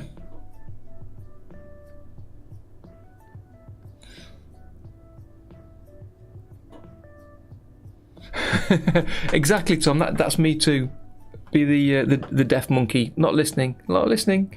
I keep hearing lots of good things about it, but it would be distracting for me too. I'll be spending too much time, I think, learning something new, and in 3 months' time I'd almost be in the same place I am now with Tahoma, but with a different program.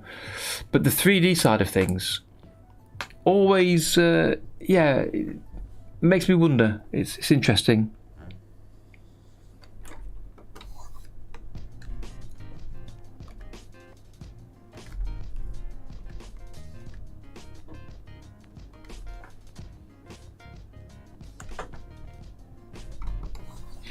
So it brings down a little bit more, not too much. Draws a little feety in, and then he's coming out even more.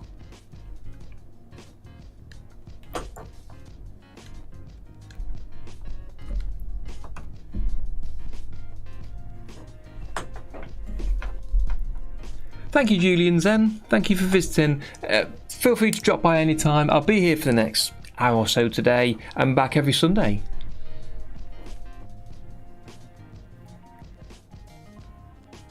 Hello Null, you back with us? Good to see you again. Instant Pot. 2D and 3D combining can look good, but can also look very bad, which is why I'm sort of keeping out of the way of it. I think 3D, you can make things look too nice. So you've seen it, I'm sure yourselves, many times in a cartoon with hand-drawn characters, and as a 3D spaceship appears or a car drives into the scene, and it's so accurate and looks almost like rotoscoped, it stands out as being unnatural. So I'm very wary of it, of combining it, but I feel like it could be useful to have the basic blocking done in 3D and then hand draw over that blocking to get a better rotation and a more realistic perspective without it being exactly drawn over the 3D shapes.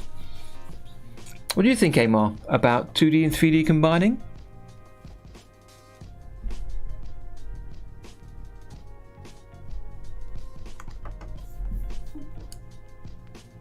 How about you, Jay, so far? What's your experience? How are you feeling with it?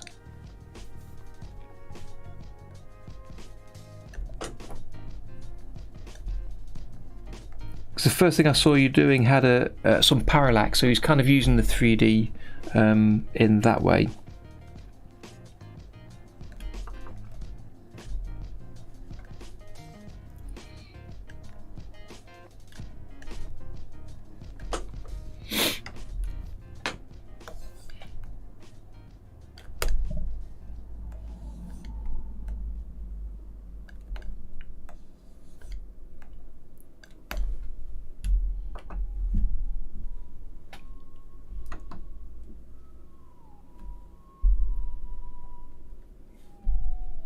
Yeah, especially backgrounds, Enio-san, I really agree. If you, for instance, in like a city scene, whether you use the 3D effects, just being able to draw lots of office blocks together could be a quicker thing to do with a 3D program. And if you want to add some parallax, it can make it look a lot nicer. Yeah, I remember the collab we did.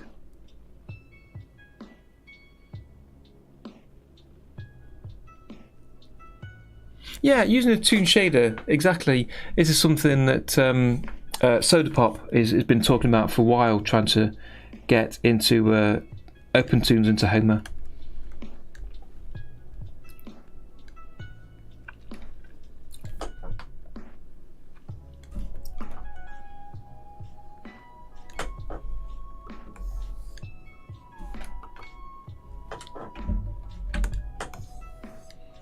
Squash it down a bit more.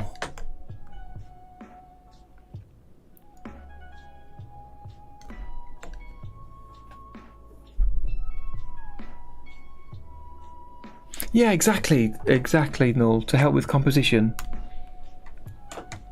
Yeah, Harry Partridge, great animator, does some good fun things.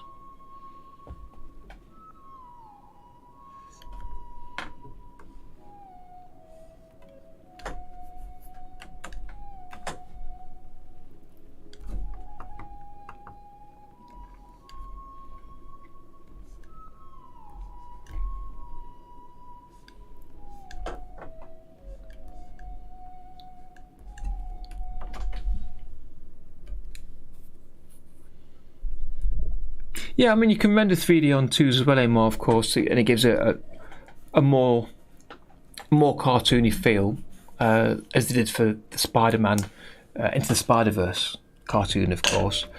But it still has got that accurate feeling. As I say, it is just like tracing over real life action if it's too accurate. But then with some hand-drawn lines over the top with some toon shading, maybe change the accuracy by, say, hand drawing rather than taking the exact lines. That can help.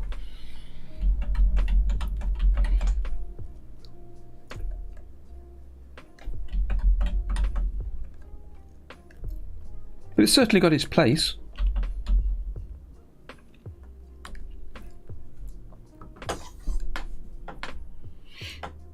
In fact, I don't want to delete 26.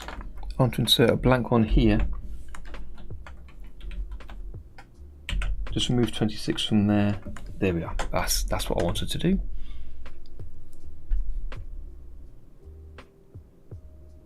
Yeah, it can look too smooth, exactly.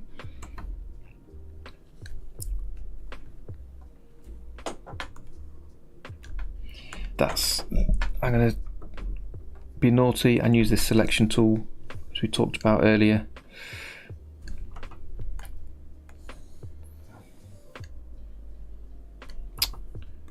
Keep missing that box.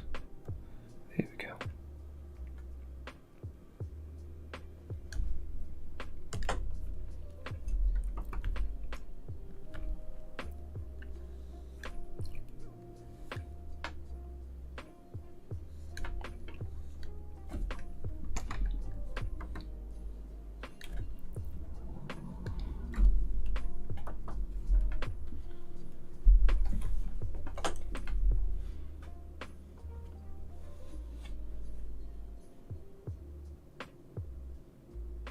Yeah, exactly. They look traced, yes. But if things are too neat, it just doesn't quite always fit right. And it's something that doesn't bother everybody. Some people don't even notice it at all. But if you like animation, you've got a bit of an eye for some of these things, it can really feel uncomfortable. A bit like for some people, they can't watch dubbed TV programs or films because the mouths don't move right. Or some prefer watching dubbed films because they can't concentrate on the film and read the text. We're all a bit different, and what some people find acceptable, others won't. So it's finding what you want to have. So it's worth having to try and seeing what style works for you. And Blender certainly gives you that option.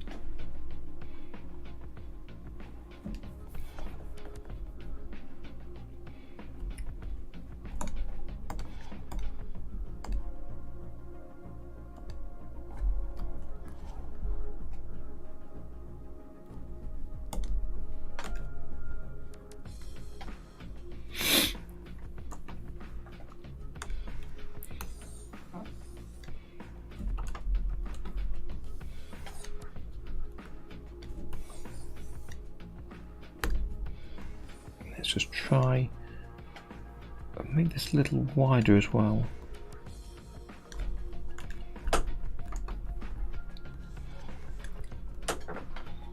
Same here.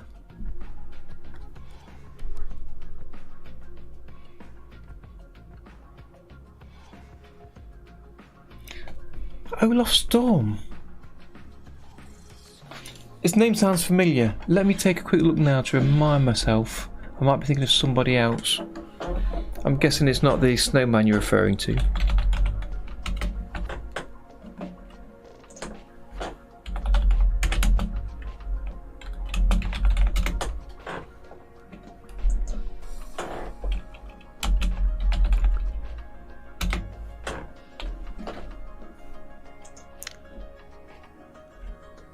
Oh, yes. Absolutely, yeah, I've seen his stuff. He's got a really cool style. Yeah. A lot of his cartoons I've seen remind me of like infographics because of the solid block colours that he uses. Yeah, great stuff he does.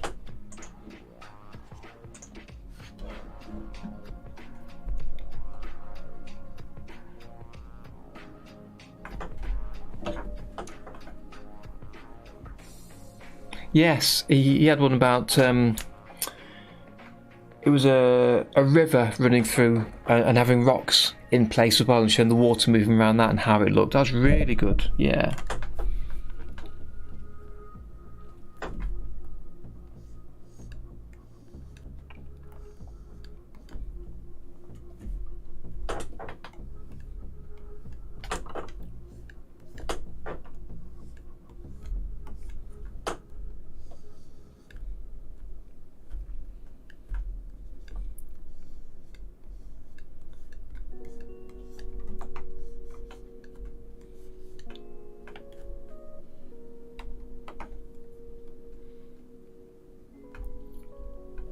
Exactly, you can work through the workflow to figure out what you want. I mean, something I've thought about a few times is, if you take a look back at some of the older cartoons, and I'm probably talking to some of the older boys and girls on the channel here, rather than some of the youngsters I know join us from time to time. If you actually watch them today with the knowledge that you have of how cartoons could look, and some of them are really made quite cheaply. And if you look at the quality of those and try and imagine, can you create that style and that kind of animation quality? And the answer is often yes.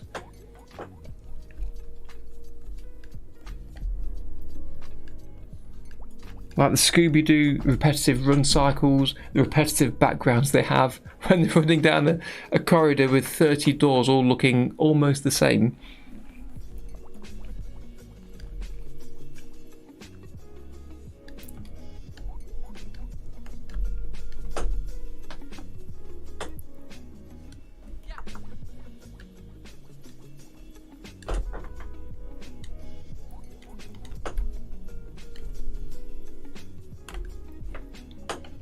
Pop another drawing in there.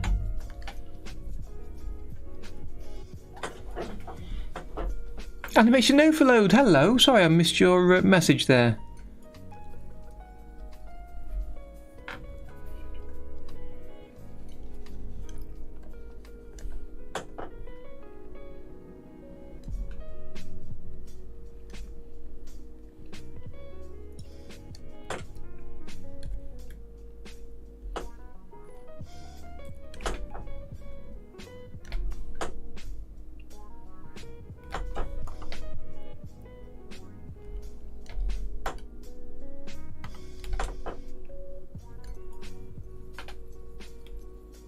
Yeah, no problem, Maria. I think I'll be finished plenty of time before then.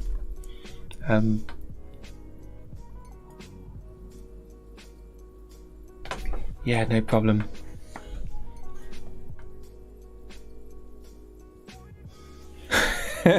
Absolutely null. Same as Hanna-Barbera. Any of their cartoons were the same, whether it be Scooby-Doo or Captain Caveman or whatever. There'd be a table with like 4 plates on it, and one of the plates was a white compared to the rest, and that was the one you knew they was going to grab. But again, it's one of those things that as a youngster you don't necessarily notice.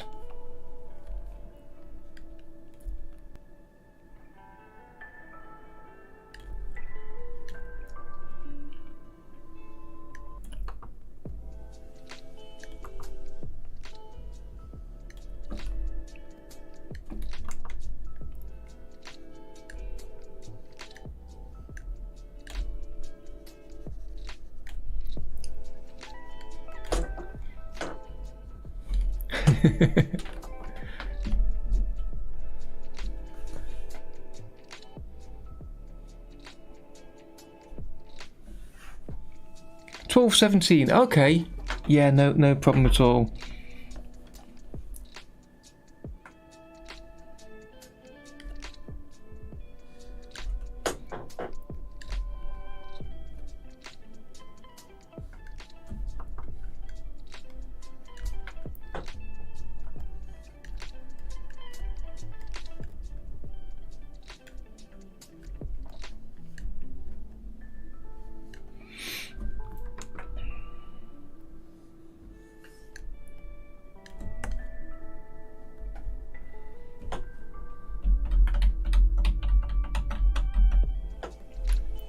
On 4, an extra 2, and then I'll sort out this next one.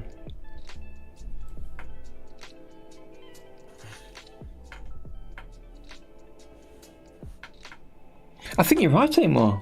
Absolutely right with that.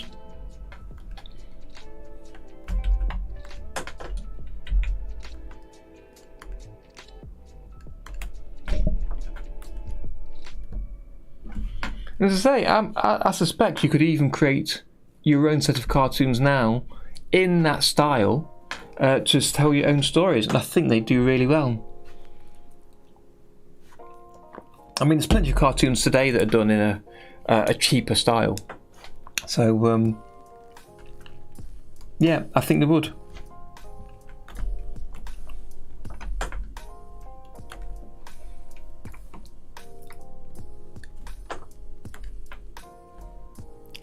Let me change this slightly.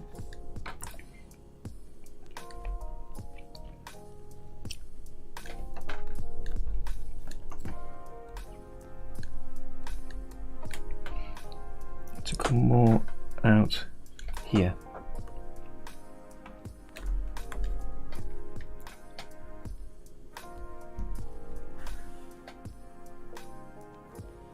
No, it is a shame. Mighty Mouse, Rocky and Bullwinkle, exactly, all of those.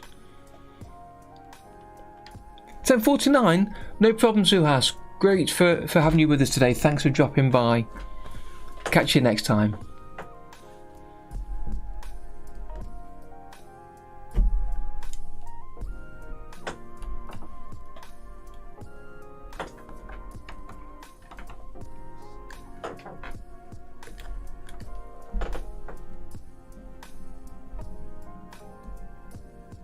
Johnny Quest, I don't remember watching that.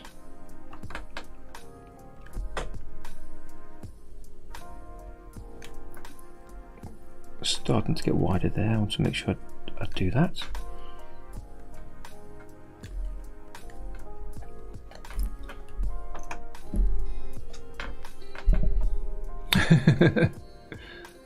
Yeah, Mighty Mouse was repeated when I was a youngster.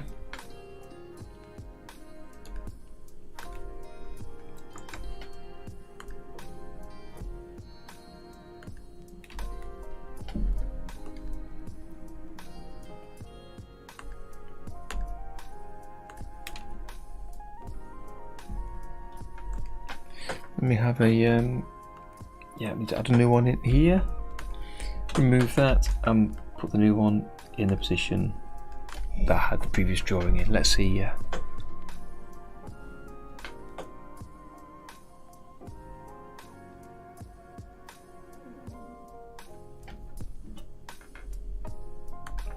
think there's still a place for that style though, and that kind of a cartoon. I really do. So I want them to spring up, so let's get this right. So to go quite fast.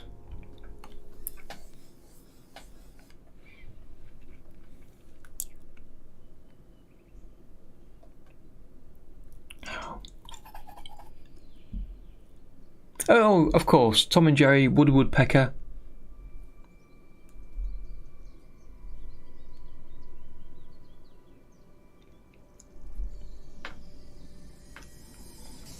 Yeah, the Cuphead cartoon looks interesting. That looks good.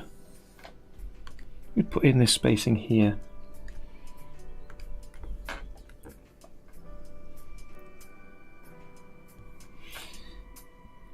I am tempted to do what I did previously. Let me put one over the top here.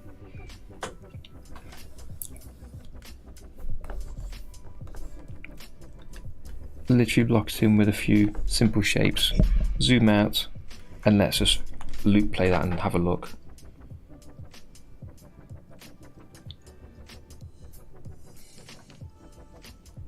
JP, hello! Thanks for joining the stream. Yeah, you absolutely should.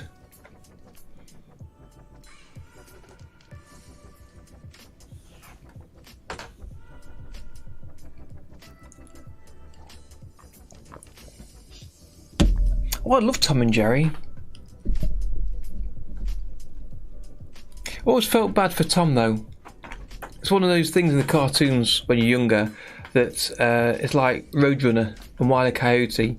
Roadrunner's always a bit snarky, I thought. A poor coyote just wanted to catch him and probably eat him. And he always knew he could get away with it. It's the same for Tom and Jerry. Jerry always knew he could escape, and just Tom's got bashed all the time.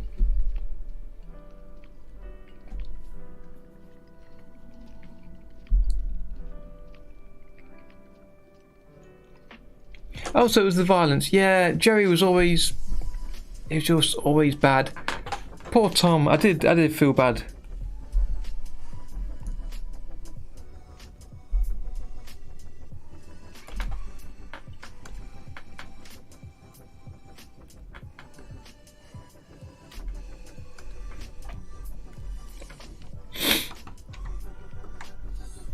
Let me try something else. Again, I'm just experimenting here, just to get a bit of a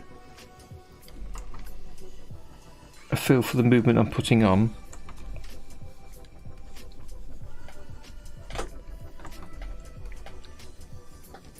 Just try a slow movement out first. Let's see how that looks. Yeah, I'll zoom out to give me a better view of it.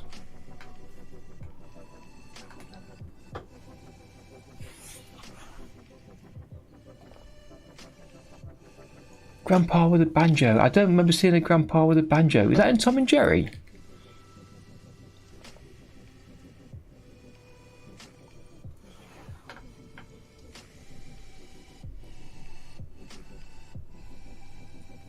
Yeah, Bugs Bunny is the same sort of thing, where Bugs Bunny always escaped, and poor Elmer Fudd. In fact, I remember reading, I mentioned this, I don't. It would have been last year before, I did a drawing and had a little read around, and it mentioned Elmer Fudd and Bugs Bunny in this article I came across, and it said one of the reasons they stopped drawing Elmer Fudd was people sympathised with him too much. Even though he was trying to kill the wabbit, we all knew that. People sympathised with him, that he was sort of an innocent character. The Bugs Bunny kept hurting, and people sort of didn't like that, they found out. So that's why they created... which one was it now? It was... the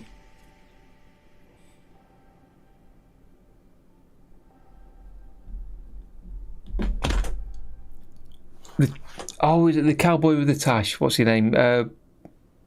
Yosemite Sam. That's why they created him to fight against Bugs Bunny, because he was kind of more of an evil character for you to hate. So you didn't mind when Bugs shoved a stick of dynamite in his mouth and he blew up and his tash went or whatever, or dark and things. But Elmer Fudd, people sympathised, so they didn't want him to get hurt as much. So yeah, there is... Thank you, Tom. Yeah, there's some truth in that. I can understand the Tom and Jerry thing.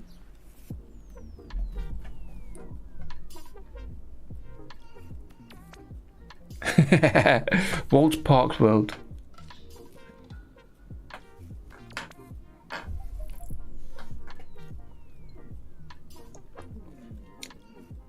Picos Pest. 1955? That's a little bit before my time. Not that it matters.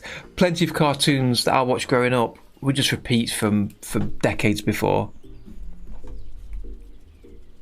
Yeah, I quite like that ease in where I draw him slightly moved. So let me grab the eraser on that and, in fact, selection tool, clear that off.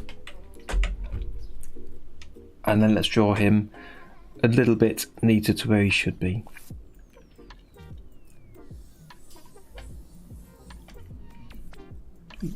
There we go, an early one there.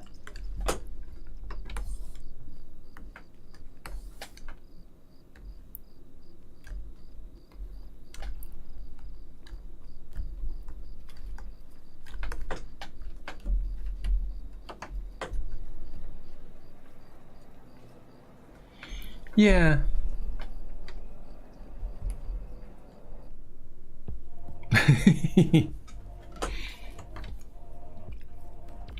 Has anybody heard from Dave today? Do we know if he's streaming later on today at all?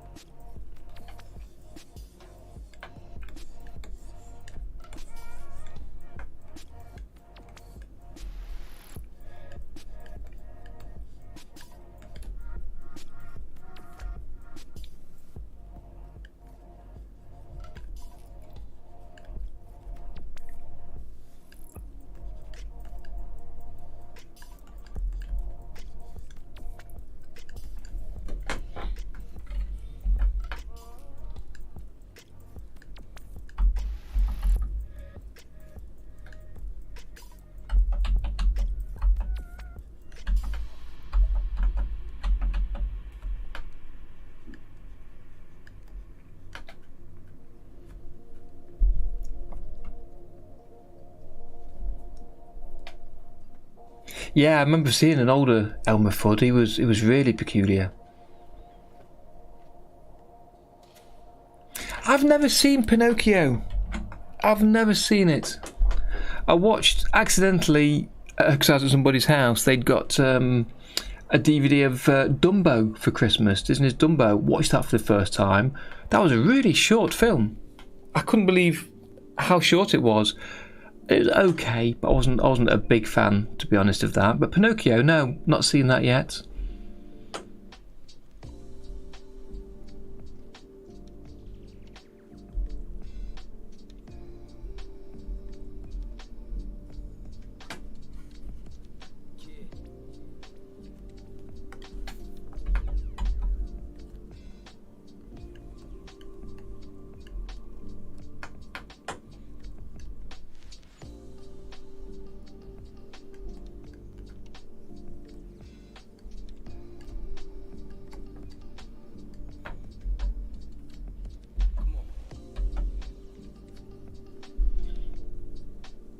Yeah, it's really short.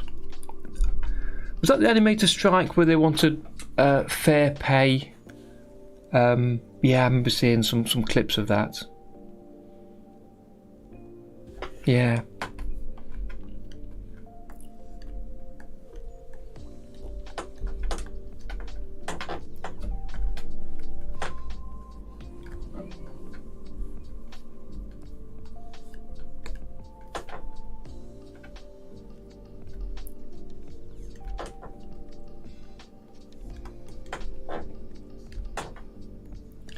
Just try and get these in the right place.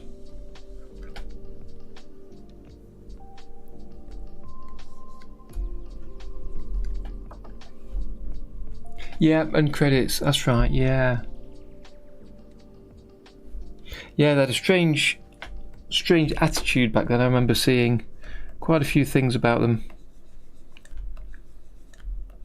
And the way they were sort of treating men and women differently for the different roles. Because ladies have got smaller hands. So they I remember reading that. Girls have got smaller hands so they can more easily do the painting and do the tracing of the ink.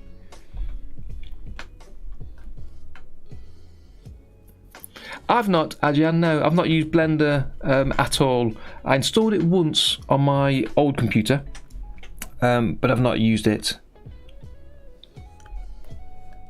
since then.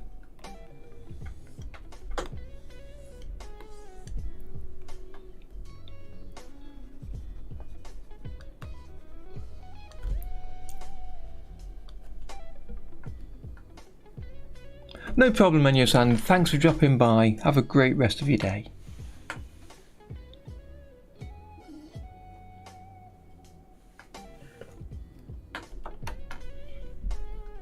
Always good to see you popping by. It's always good to have people that we know from the Discord dropping in. It's really good.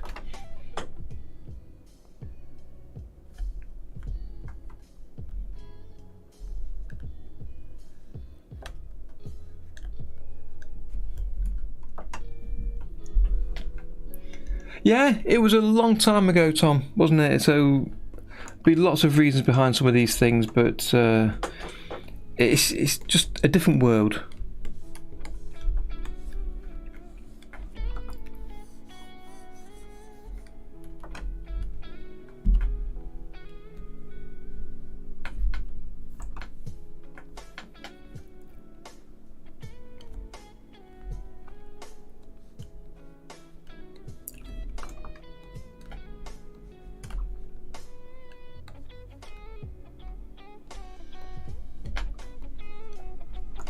Get rid of that part. Realise I'm not actually chatting about what I'm drawing here, but I sort of don't need to. I know you're all fine with things.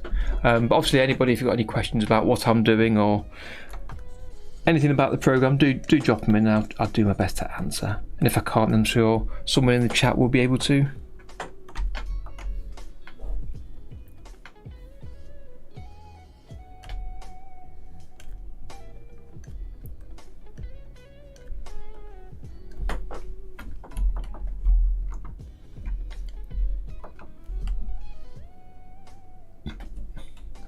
Yeah, that's right, Tamar. I know. Different world. In some ways, a bit of a mad world, but it's different.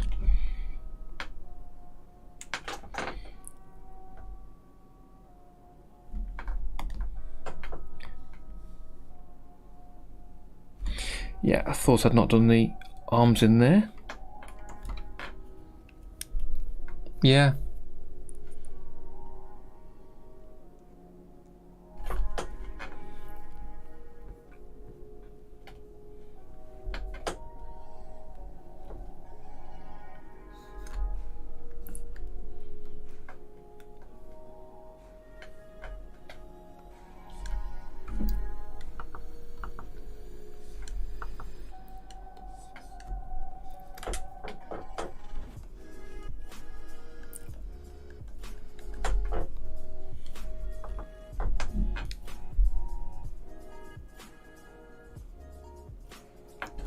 Yeah, that can happen, Ajahn, and I've talked about sort of your program crashing before.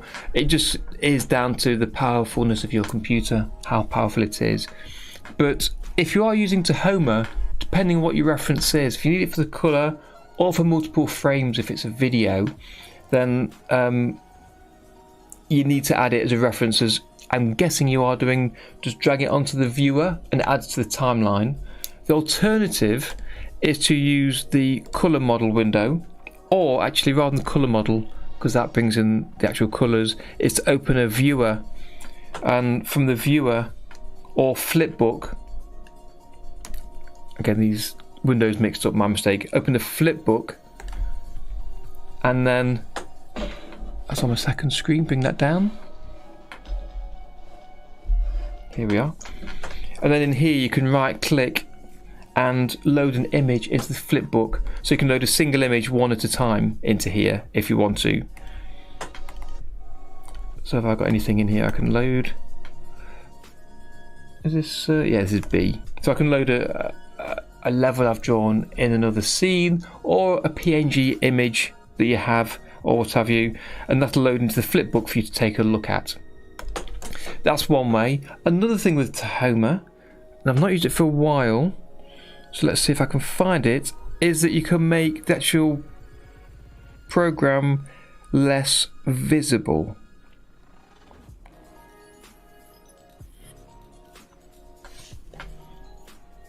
Now, where is that?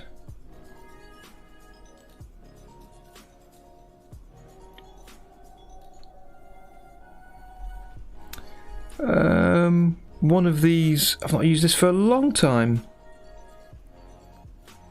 You can change the visibility of the program so you can see through the program to a drawing or video you've got in a separate program.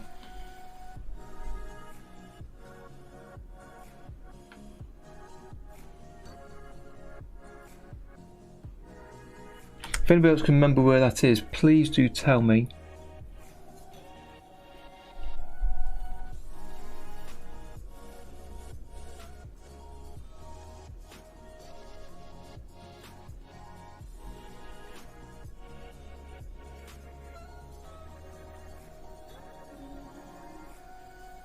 Thank you. Under view.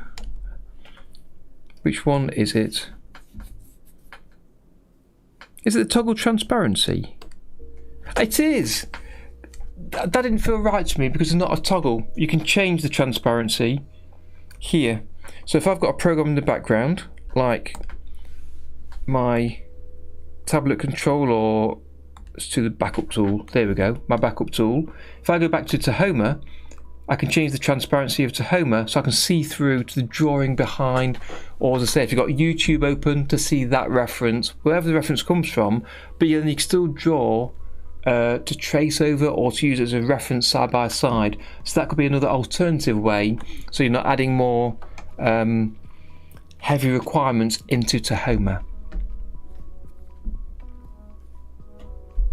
Oh, did you? Yes, I saw the rotoscope that you did, Amar.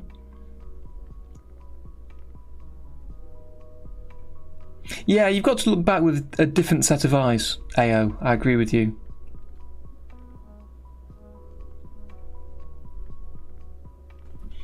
Thanks, Maria. Absolutely. Be patient with yourself. It will take time. You can't rush into it. I mean, even doing animation itself takes time, so it can't be something that you need to feel is too much for. It's something you've got to do quickly. Yeah, it's a good way to take reference with the rotoscoping. Absolutely. Let's turn off some of these onion skins and let me step through these, see where I am. Just tidy up some of these guidelines in the middle.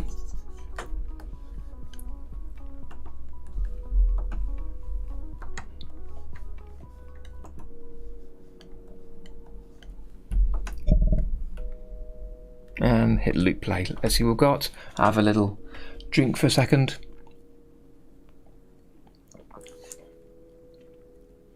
Yeah, but yeah, no problem. It's a bit of a chicken and egg situation, I guess. They need a more powerful computer to practice the animation to get better, but you want to do animation to get the freelance work, to get the money to get a more powerful computer. So, yeah.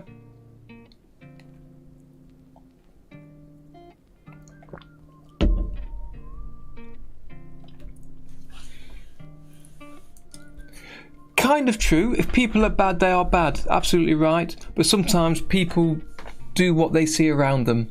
And at the time, some things seem normal, seem very normal. So that's how they act. I was talking about this earlier today in a totally unrelated situation.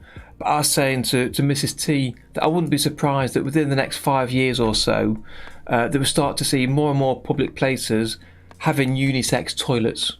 So rather than, or bathrooms, if my American friends prefer. So instead of having a boys and girls bathroom, you'd have just the bathrooms, with parts of the bathroom being open for people to nip in and wash their hands. I've seen these in a few places, and separate cubicles to do your business. But rather than having separate boys and girls and having the whole argument of where trans people go, I can see that changing. And again, at that point, looking back, you'd say to yourself, why do we have separate bathrooms? In fact, my local swimming baths has family changing to go swimming. But at one time, you'd always have men's and women's separate changing. But they've got cubicles fitted now, so everyone has privacy. But you can go in as a family or as a couple together, get changed in cubicles side by side, chat to each other, and then go swimming. It's that kind of thing of ideas evolve over time. But yeah, there's some dark things happened in all of our history, whether it be to do with animation, acting, or just our lives.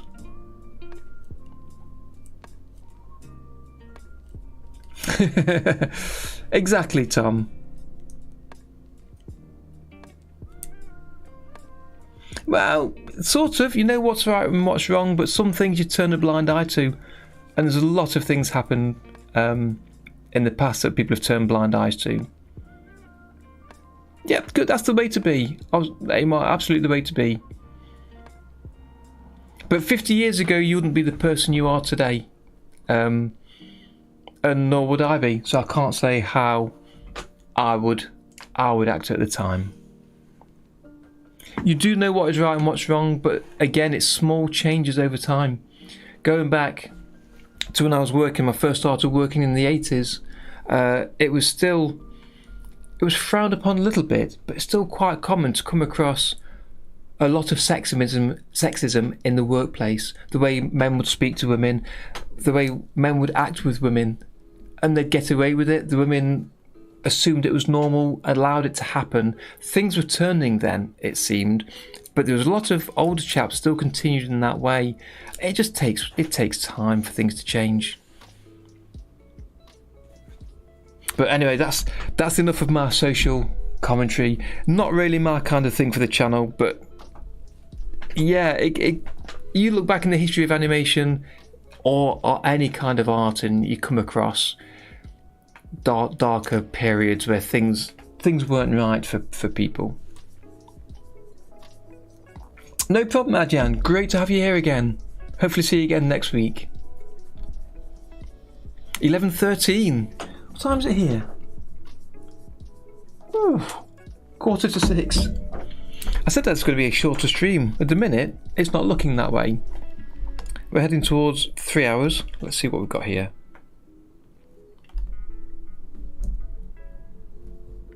I think that's getting closer for the jump up. I'm happier, much happier with that. Yeah, Attack on Titans. I've seen a few of those with my son. I need to get in and watch some more.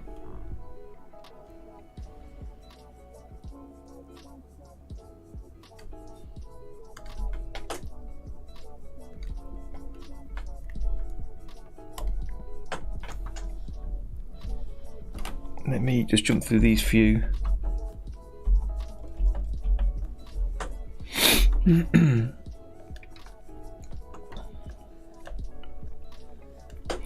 So I need to move these down, so I will just click and drag them rather than redrawing. So you can see some movement there.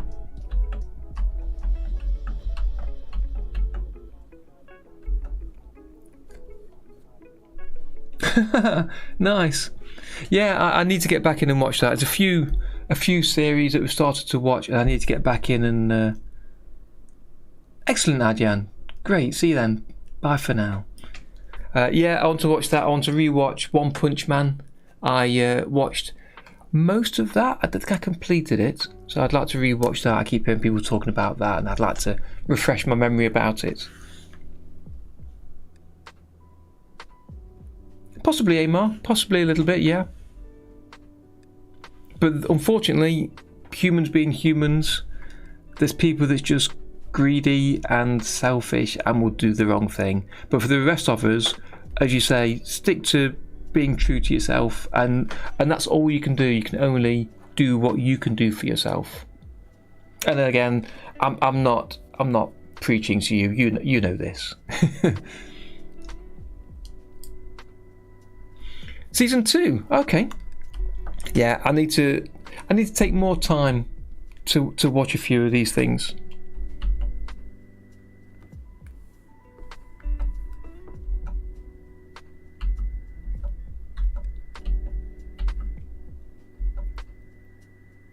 Yeah, because that jumps to there, and then he slows down.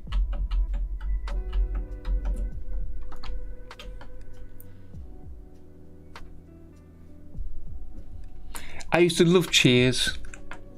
I didn't like Frasier. I didn't know what the big thing was about. People were saying how good it was. I remember at the time when they brought it as a spin-off, people were discussing spin-off TV programs, the TV critics mainly saying that spin-off programs don't work, and they've created this Frasier program with one of the least well-known or liked characters of the series. It'll never work. Worked really well. People loved it. It went on for many series, but I didn't get it. It didn't work for me. Yeah, lots of people I know liked it. It just didn't do it for me.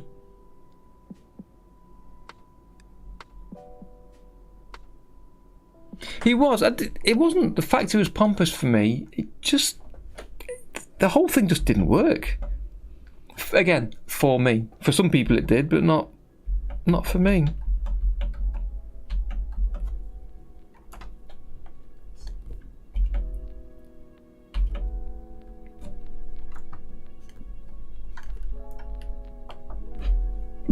Yeah, I think it did. Did better than Cheers, yeah. Yeah, I know. I think it's just me. A bit of an odd one out for that, but I know lots of English people that really like it.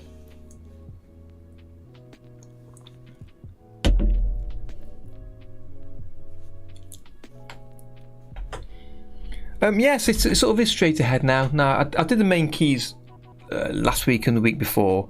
I'm just kind of filling in the missing parts that don't feel right, to try and get it working a bit better.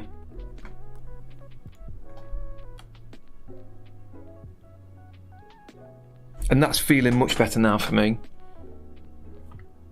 There's still things to tidy up.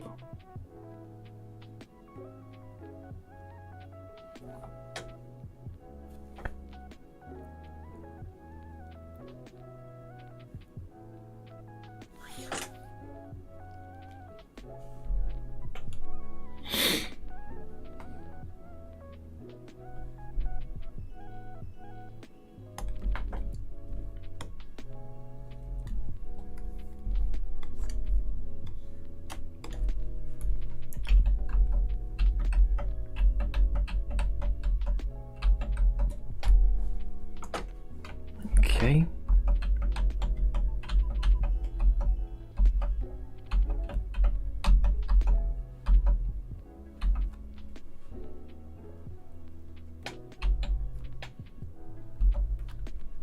So I missed his arms there, so let's pop those in as well.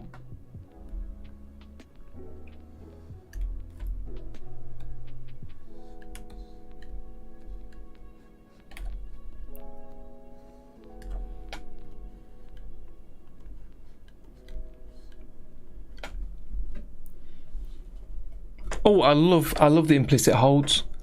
I love them. As soon as I started using them, I just felt right. It's how it should be. I didn't really have an issue with the explicit holds, the previous version, where you had to resize the exposure of drawings. I knew it was an issue if you wanted to reduce the exposure and bring back the following drawing. That's kind of fiddly. But I knew how to do it, so it was fine. I could do it. But having the implicit holds, you don't even need to consider that. You just place the drawings where you want them. So yeah, huge fan. And this was why I started this animation. I wanted to have a go with the implicit holds, show them working, and they just work.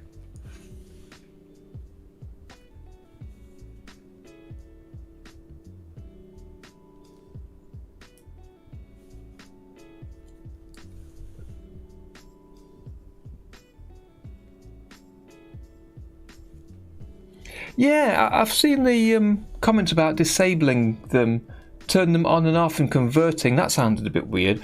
Personally, unless I'm moving between Tahoma and OpenToonz, I would just stick with the implicit holds on, and that was it. I would just use it this way.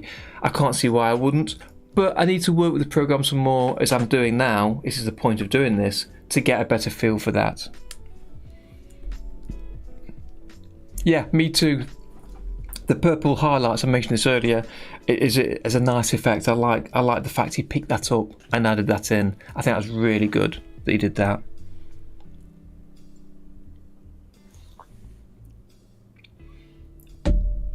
Tahoma's that's crashy, or OpenToonz, Amar? Yeah, right. I'm sure if you add comments to Manong John, he'll fix the merging of levels. It may just be because you've got drawings on different frames. I know to merge levels, I've not done a lot of it, but to merge them, you need to have matching drawings. So on frame number 2, 4, 6 and 8, to merge them, if you don't have one on 6 on one of the levels, they won't merge. They need to be really paired up to merge, I believe, but I've not really done much merging. But yeah, it's about getting the system that works for you. I mean, for me, I'm really happy with them. I was happy before, but I think it makes things much easier. So for instance, I've got a drawing here that's held for 4 frames.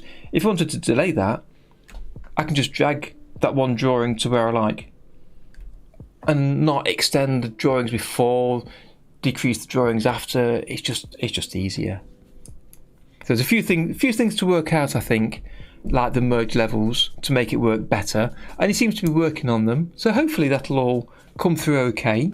There's also an issue with these sub X sheets, or the sub scenes in Tahoma, and the implicit holds. It seems that you can't use the implicit holds either within a sub scene or on the exposed sub scene drawings. I'm not sure which. Dave, hello. Thank you for identifying yourself. Welcome.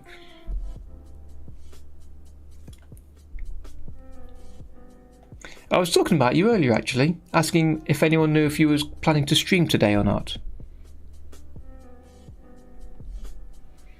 Oh, Blender World, don't come over here with all your Blender is great talk when Tahoma and OpenToonz have got issues. Yeah, that's really good.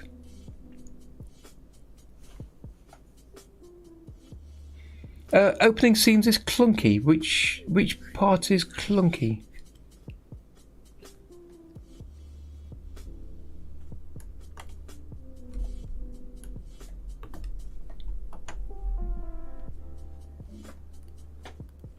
The only thing that's clunky for me, and it always has been, is when you load a scene and it tries to load it, it tries to import it into the current project rather than just loading it from where it is. If you want to import it into the current project, you choose import or export to push it into a project. But when you go to the first panel, the starting pop-up, and if you choose a scene that isn't in the current project in this drop down, when it prompts you to say, do you want to import or load the scene or whatever the message is, that really irritates me because it confuses everyone from the very beginning. And that's the last thing you want for new people in the program, to be confused from simple things like loading and saving. But I've been fighting that for 4 years now, or whatever it's been.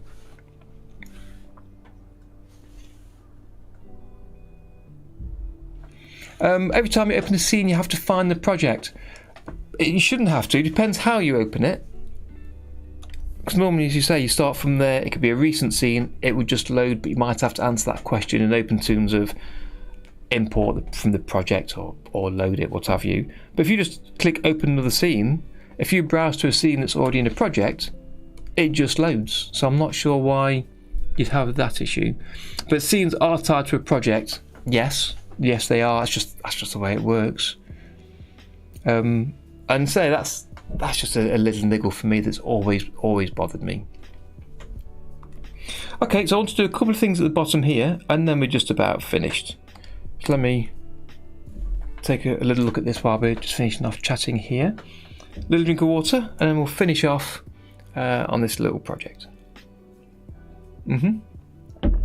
But part of having OpenToonz and Tahoma being so flexible also means that you've got this issue of every drawing, every level is stored in a separate file, all within a folder structure, all within a project structure. And it would be nice if you could just tick a box that was ticked by default for most people, because it's what most people would want at the beginning, to say save everything in a single file. And if you just created a scene or a project and it saved one file on disk with everything like zipped up together, for most people that would work really well. because we're not sharing levels between with other people independent of a project. You could always browse to another saved single file, and because it's all zipped up, you could still pull in a single level. No reason why you couldn't. Not beyond the wit of man to do that. But saving in a single file would just be helpful for most people, and if you chose to untick it and save in multiple files, great, that's not a problem.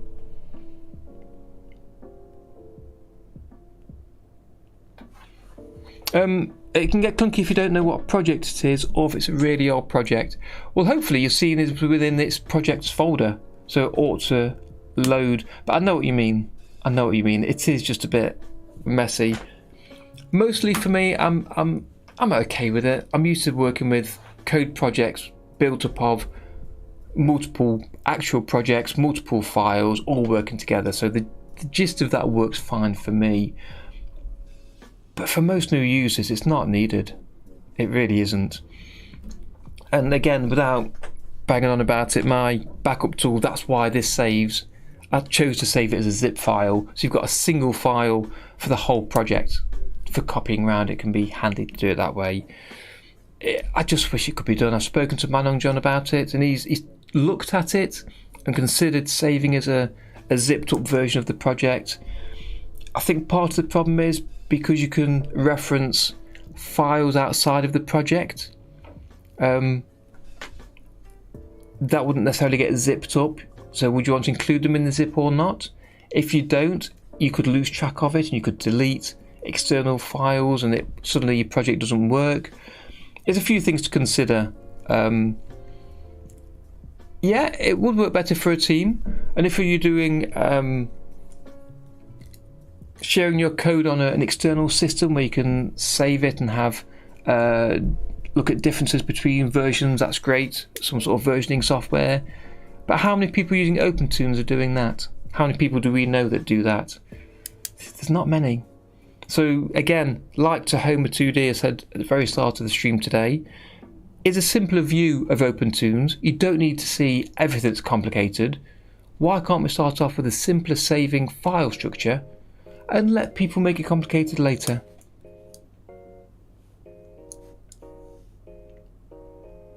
Okay, Maria, no problem. So goodbye or see you soon, whichever it is. Okay, ta-ta.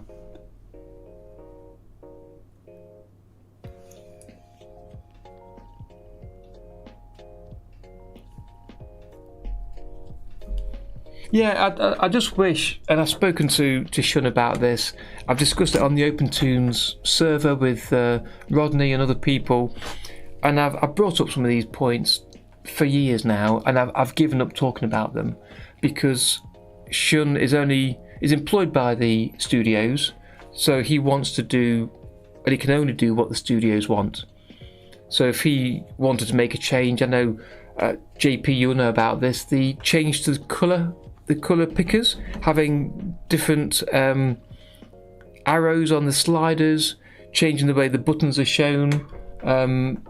I can't remember the guy's name that did the work. It went to Shun and he basically said, great work, but we're not going to make that standard for everybody because my studio team don't want it.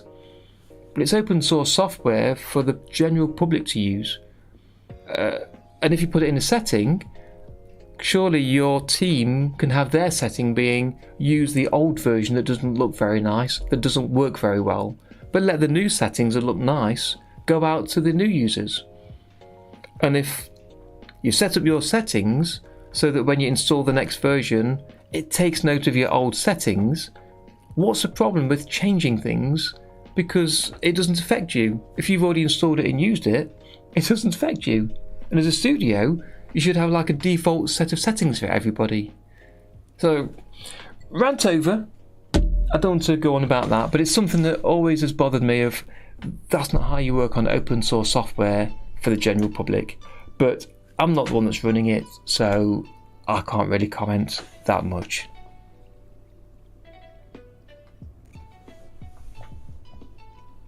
Yeah, compromising makes it switchable, but how many users will go to the preferences dialog? Here we go, let's open this up. Go to this dialog and go through each of these and decide if they want to enable them or not. Surely the installer, you could make the installer be a tick box option of, are you a studio installer? Do you want you can give it a name, an old version or a new, easier, new users version, and have that pick off the right settings from the outset. We could do something like that. Unfortunately, we're not.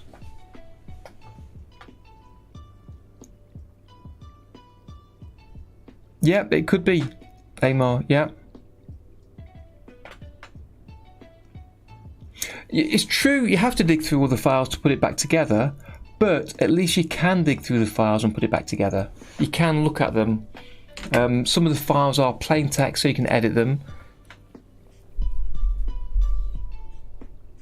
And if instead of having that, everything was in a single binary file, you couldn't do it. It's either broken or working. So having separate files, some of which are human readable, you can fix them up. So absolutely, I can see that benefit, but this is why the single file save could just be a zipped up version of all of those files. And if you look on disk, you see a single file, but if you need to, you can expand it and fix things up. Yeah, 100%. 100%.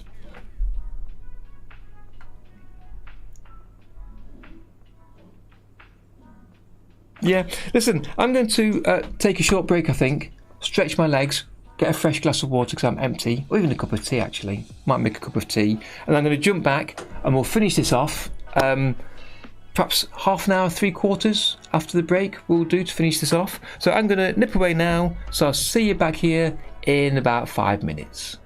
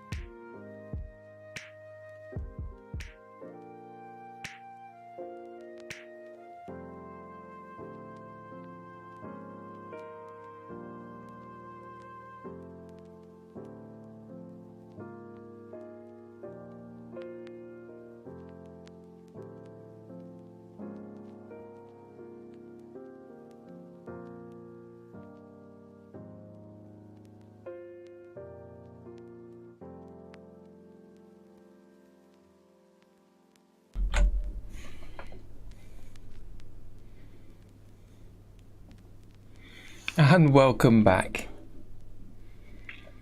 Just reading through the chat here. To be honest, myself, I don't think I've ever hand edited one of the files.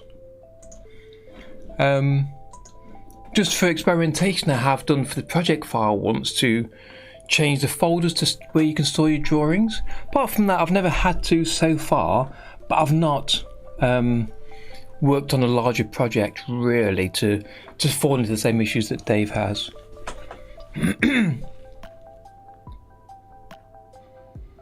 Yeah, versioning. I wish it was set up properly and fixed. There is a version of it that I believe Rodney said he's used. If you go into the preferences dialog, in here you can set it up to enable version control, but I've not tried using it. It seems messy, and the way it works isn't the way I'd like it to work. So, as you say, that's why I created my own. So yeah, if I go to an Explorer view here and go to this project, make the window a little bit shorter.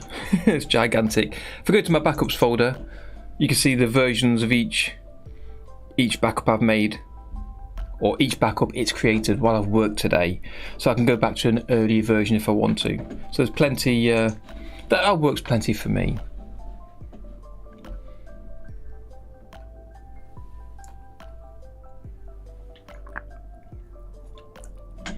Right, okay, here we are then. Let's crack on, get this last part finished. So the monster lands and I want his arms and legs to fly off basically. So I'm going to create a new drawing level. In fact, let's copy one of these two, is the best way.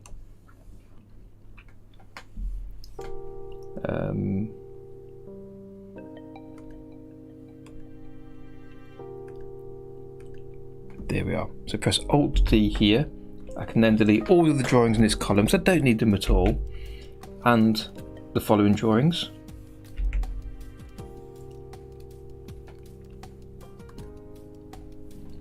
Show that column again, and then I can start drawing in here to add in the extra pieces that I want.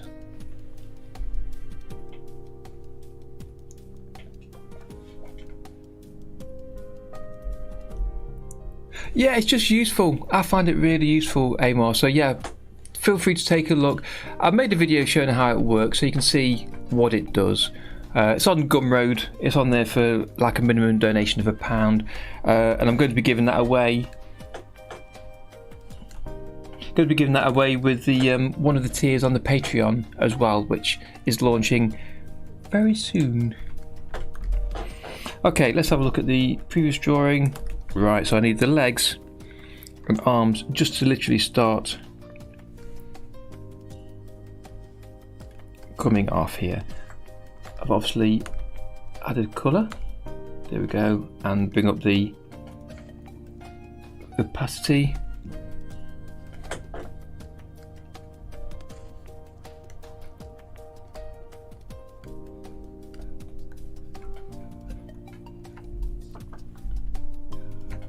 Oh right, okay, great. Yeah, no problem at all. I just hate for you to download it, pay for it, and then think it doesn't do what you want it to do. But if you have any questions, just fire them over to me at any point, either before you get the tool or afterwards. The purpose of creating it was entirely for me. I created it for me to work with OpenToonz from the early days when it started crashing, and I thought I'd share it on the Gumroad for other people to use if they find it useful, which is why I don't charge a lot for it. It's just a notional amount, just to kind of, for people to give an offering kind of thing. Okay, I'm going to select that, and I'm going to try copy pasting, I think, a little bit on this.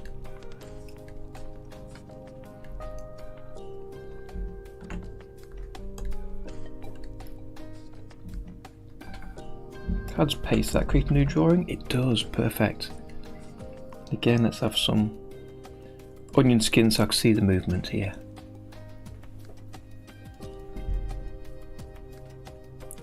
Okay, Animation Overload, thank you for popping by today. Have a great day. Hopefully I'll see you next week though. Alright, bye for now.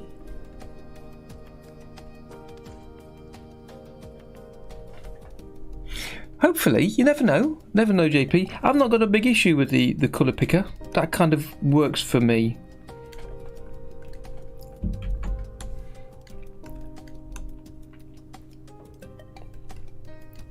So I'm copy and paste now. We'll redraw some of these.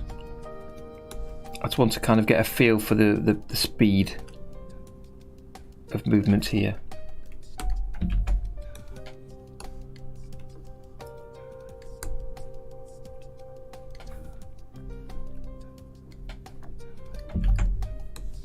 Again, going straight ahead.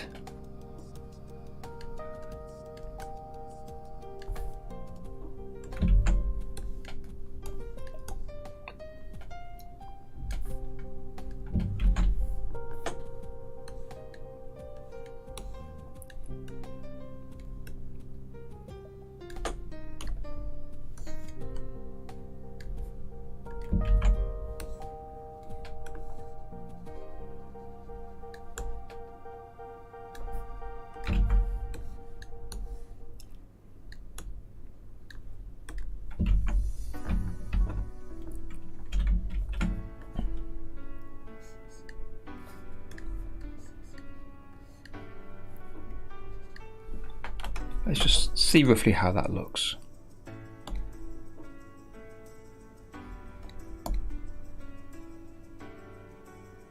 Yeah, that's the kind of thing I was after.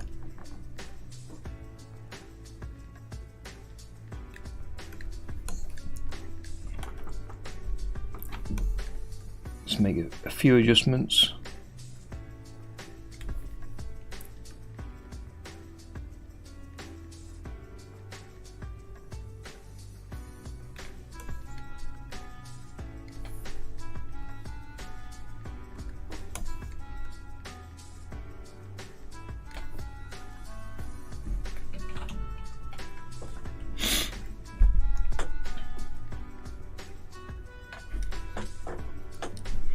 I think I saw some of that conversation about the plugins. I think he was suggesting it wasn't as easy as you'd hope it would be.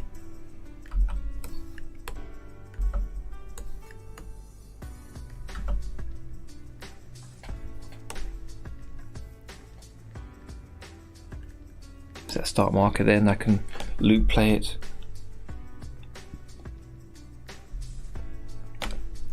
Okay, and I want a similar pacing on the other side. So again, I'll copy and paste this, and this time I won't make it go as high. Just try and give some difference. I'm trying to watch the arc.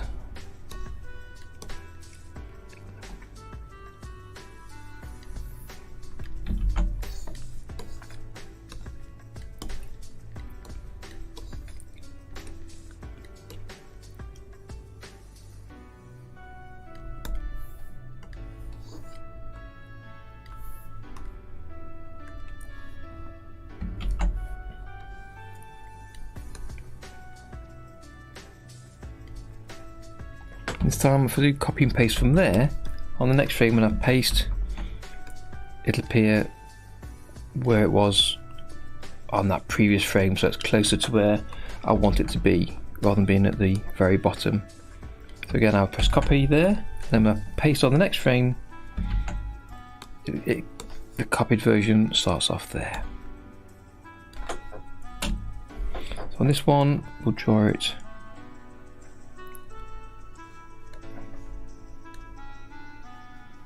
something like that.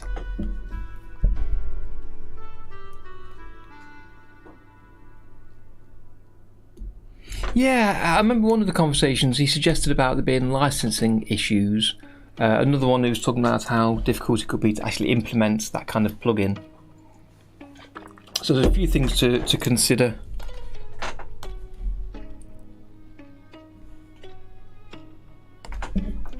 Okay, also want his arms to move up as well. So I need to draw those in, so let's start adding those. Yeah, the more plugins and plugin types we can get in, the better. Makes it more compatible with other programs, more likely you'll use it with other programs, and also to bring over users that use those plugins or the other programs it can be useful. I can see that.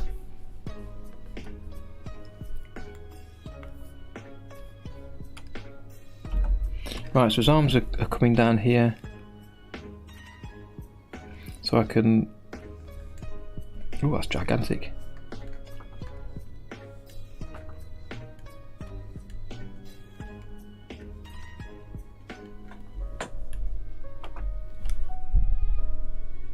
Oh, oh dear. That's the thing, they've got to work, obviously, for the plugin to be successful. I know that Shun did some work on OpenToonz for importing from Photoshop for the same reason.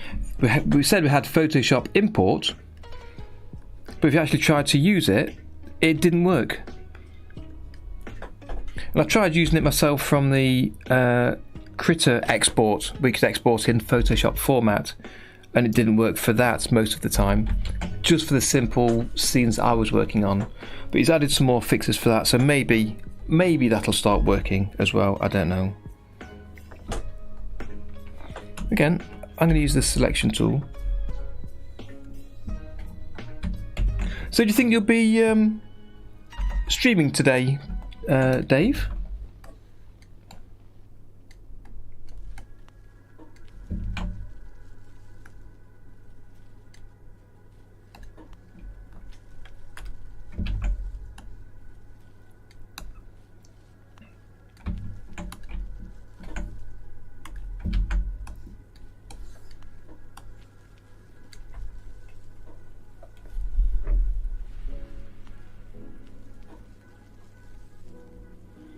Yeah, he made some improvements, Dave, on a nightly build since the last release of OpenToonz, and I saw it made either a video or a GIF. I seem to remember seeing a video where he spoke or a GIF animation, I'm not sure, showing the different outcomes to create a different level or a different column for each layer, or to put them all within the same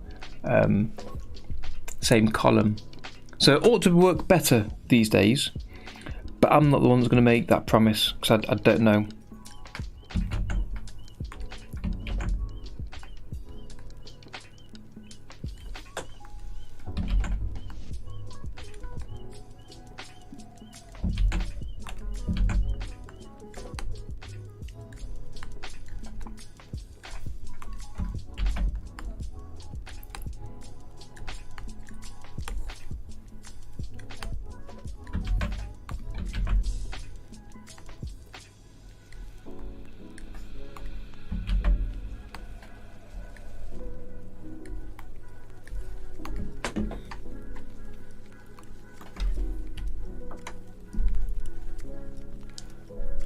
Okay, no problem. I'll keep an eye out on YouTube anyway for whether you do decide to stream at all today.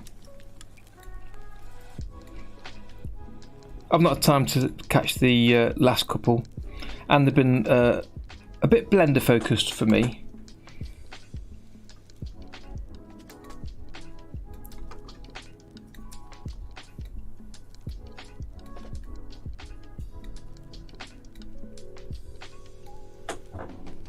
Okay, and let's do the next one as well.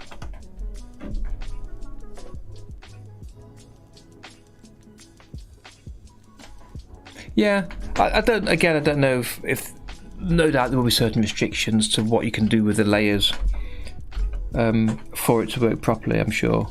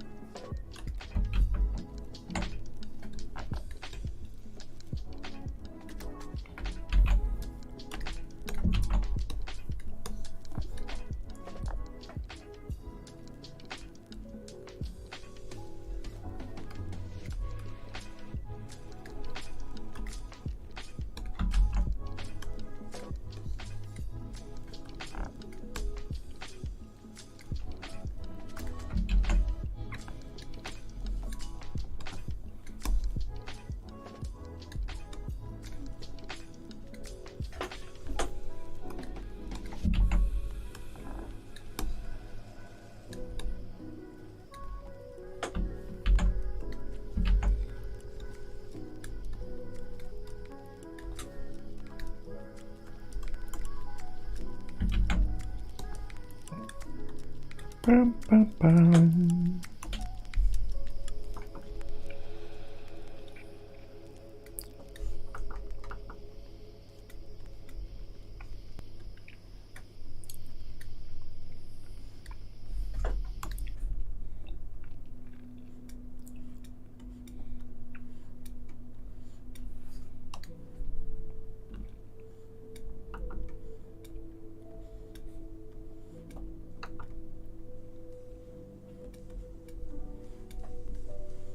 Around there somewhere. Okay.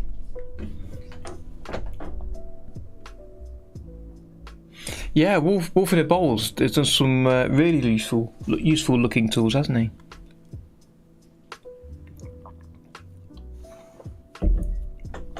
Yeah, just moving images around is always the easiest way.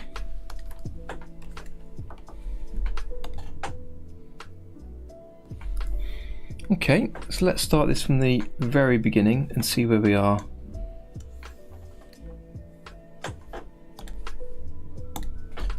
Let me just change that to fit to the window so I can see a bit easier.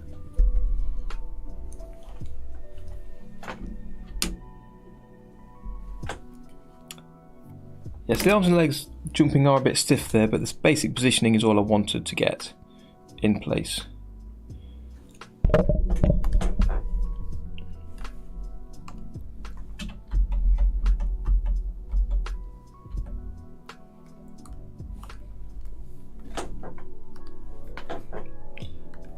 One of the legs disappeared, so I just want to change that. Let's adjust it slightly.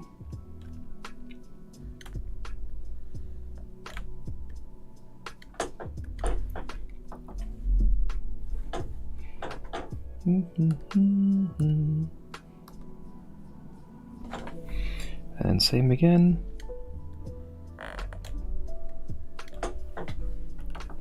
So again, fit to window, loop play. Grab my lovely cup of tea.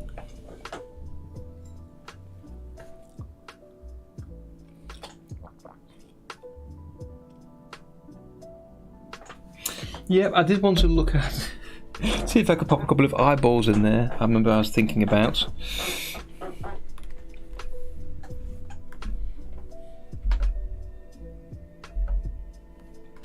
So again, I've got the previous drawing I can see. Let's extend that to all layers. So extend the onion skin to the scene. And go to 25, and now I can see where the eyes were. So for these, I was thinking, just make them quite large.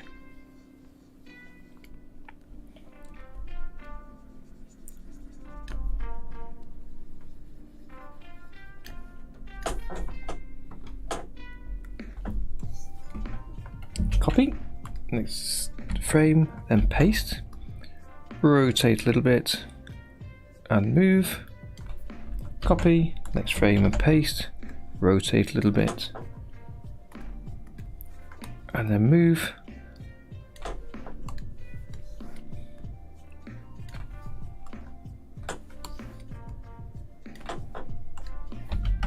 was trying to find a nice arc for them to move in.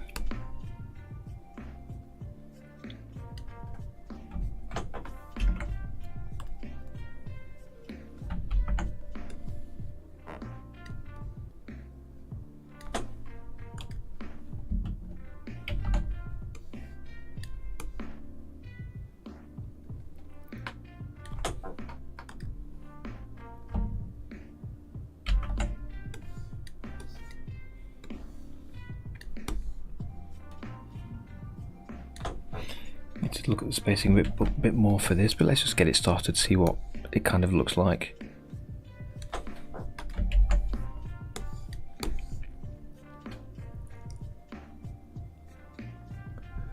Well, let's see on that, JP, because I know Disney managed to get the an extension to the copyright laws just to stop Mickey Mouse going to, well, it's the early cartoons, it's not the character, I don't think. They've still got the copyright for the character, but the early cartoons from going into the public domain. They had it extended once, so we'll see if they get it extended again.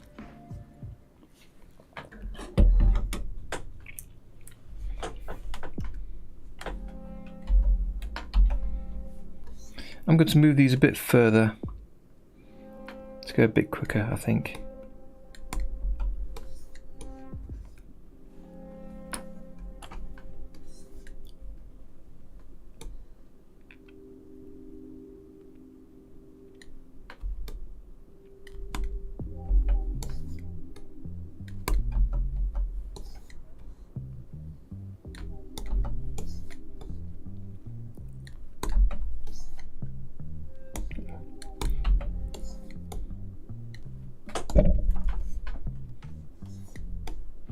This is why I should have put the eyes and legs on different levels.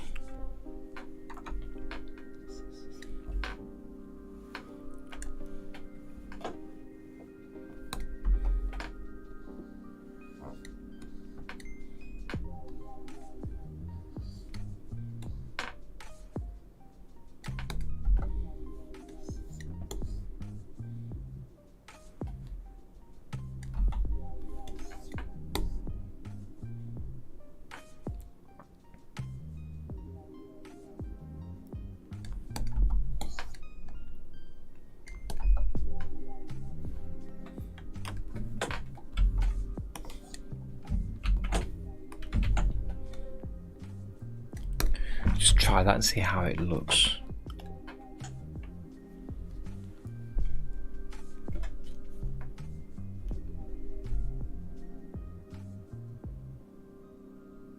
Okay, so that's definite. There's no more extensions.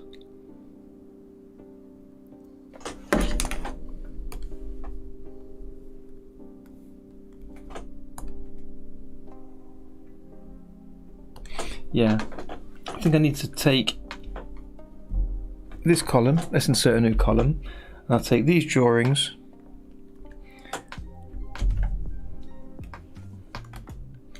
and I'll move the eyes into a separate column so I can mess about with them some more.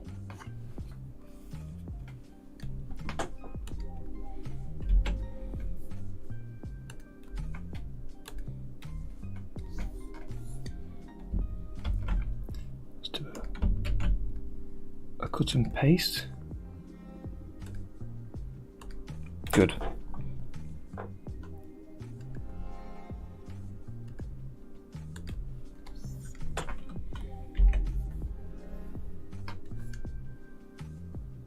Oh, that's, yeah, it's shown the previous one.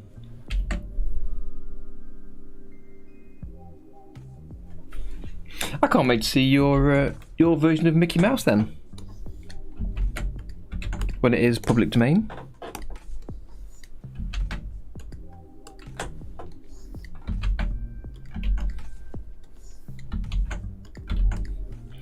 Yeah, I did want to do these separately. I don't know why I just didn't copy and paste them like I did. So let's go back through these and erase my duplicates.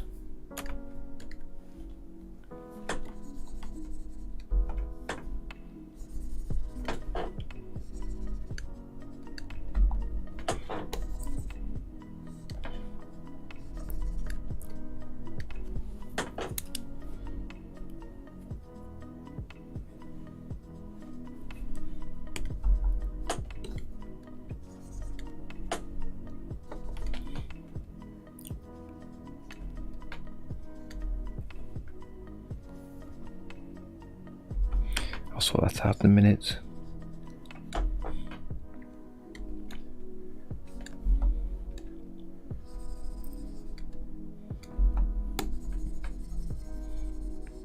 It's true, Amar, but if people recognise you, then at least they do recognise you, and it gives you an opening into something else potentially, I guess.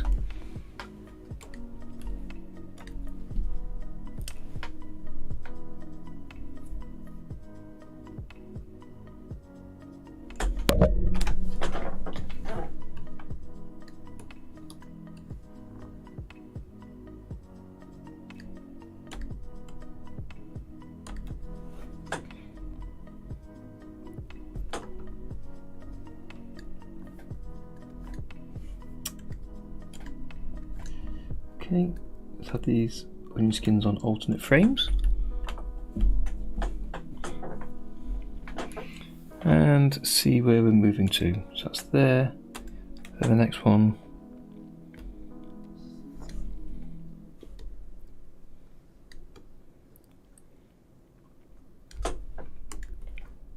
Just keep moving this around.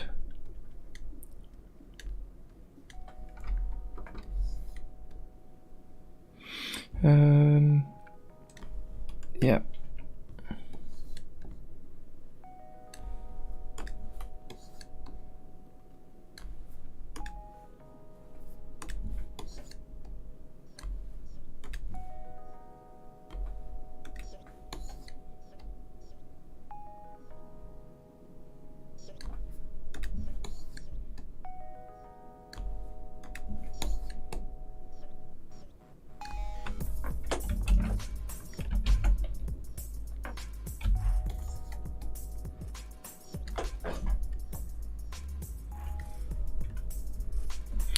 Fine, let's just do the right hand eye and then see where we end up with this.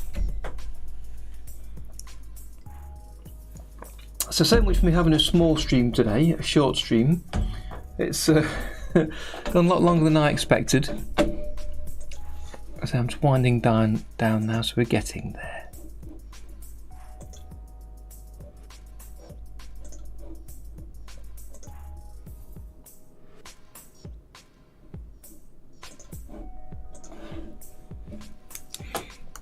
Okay, so again, I'll go to the first drawing, highlight it, Control C, next drawing, Control V, rotate it and move it. Control C, next drawing, Control V, rotate it and move it. Highlight it, Control C, Control V, and we just keep going like that.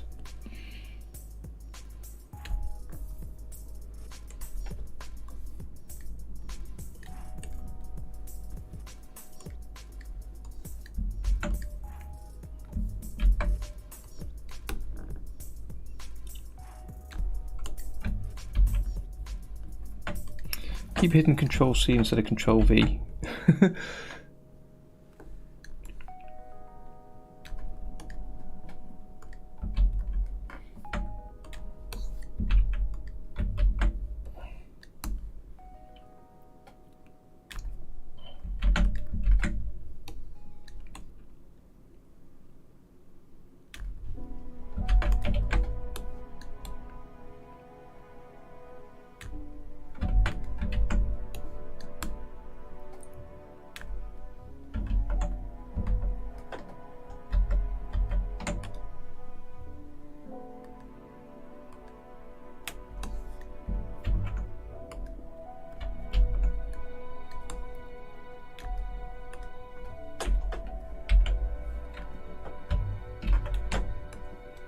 Almost there.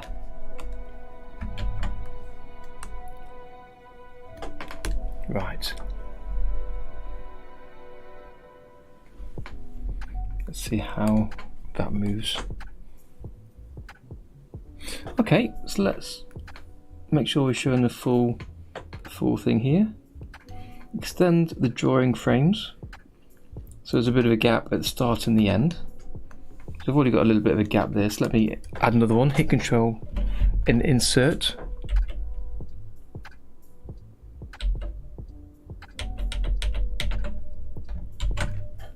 And fit to window. Make sure we've turned off the onion skin and see how that looks.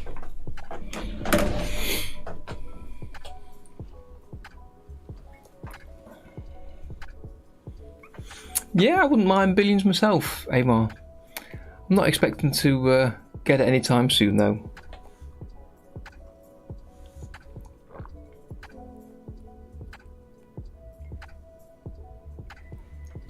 I do want a bit more squash, so I will change that. Here.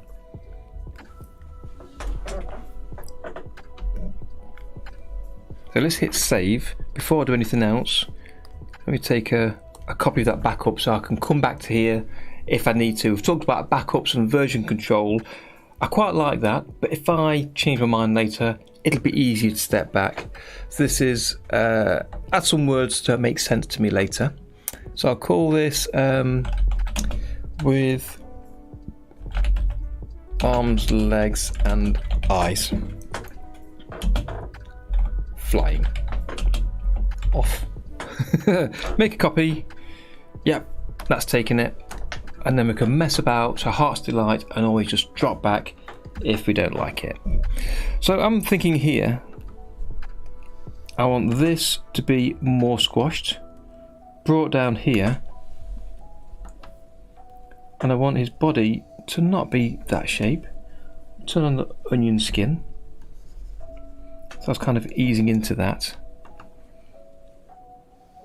I kind of want this squishing kind of a shape.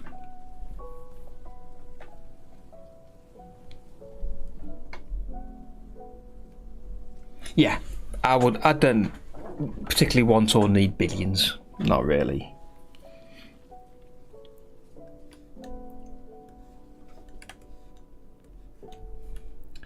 And arms coming up higher, elbows out wide as he's down for the squash. So look at the previous drawing and let's make that ease into it a little bit. So let's use the selection tool and delete most of that. We'll bring down his face to be just above that one with a bit more squash, so it's easing into that.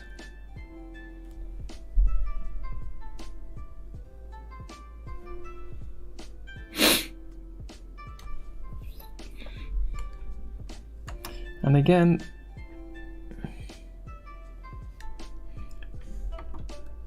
we'll come down a bit.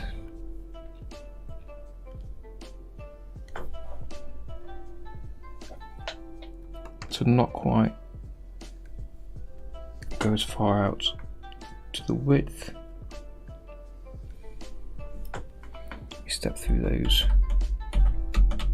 that kind of thing. Okay, hit save. Yeah, it was an accident. It was almost yeah, it was an accident that they created him and he was successful, but it was an evolution, wasn't it, of Oswald?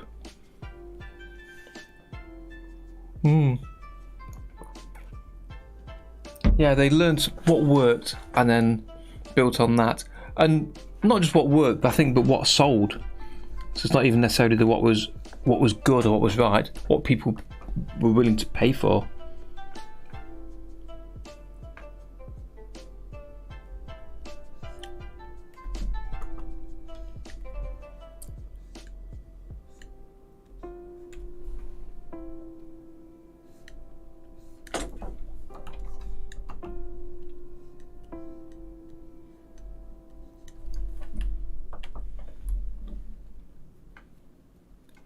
Okay, so that's a bit more easing for that. So let's look at the previous couple. Is that too quick of a movement? So it goes slowly, larger, larger, ease in, pause, and then jump out. Let's see how that looks. If it's ridiculous or if it's okay. He doesn't say down there very long at all, does he? So that needs to be longer. So let's move everything down by 2. I don't need that column now because that's all been used.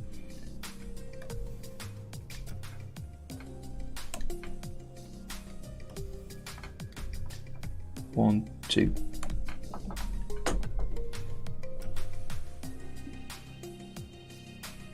No, very rarely on the first try.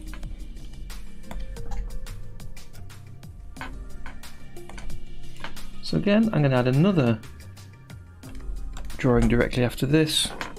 Alt D to create a blank drawing with a tiny bit more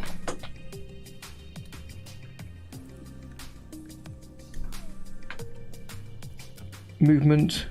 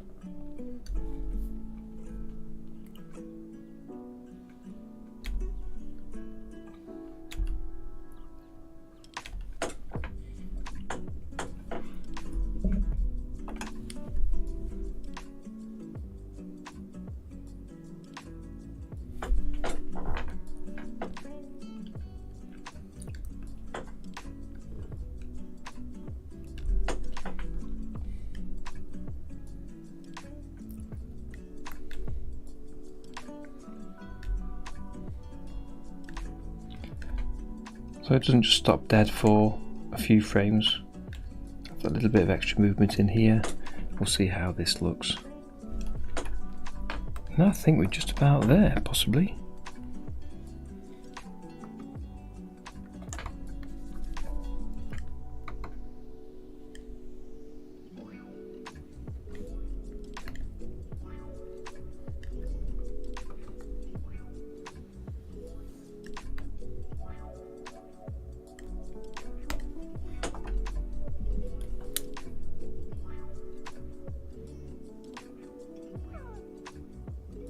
Yeah, I saw your poll earlier today, or was it from yesterday? Possibly, I'm not sure. With the difference in time between us, it could be either. And I think you probably got the answer you needed, which is to keep making the fixes and make it right for you. It should. You said before though, it's your cartoon.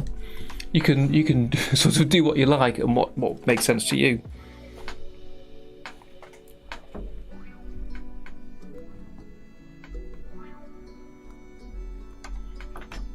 Yesterday, okay, yeah.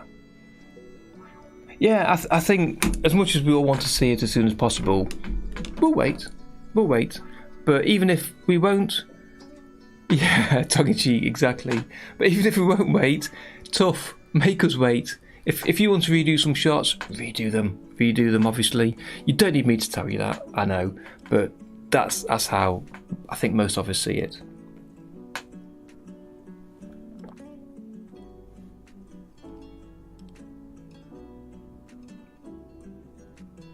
Okay, that's much improved from when we started a few hours ago, I think. I think some more small bits I could change, but I won't change today on the stream. I'll do that separately. I need to take a proper break, I think, away from this and away from the screen. But I'm happy with that's come from and gotten to now. I've neatened up a lot of areas. It's not perfect, but it's a lot neater.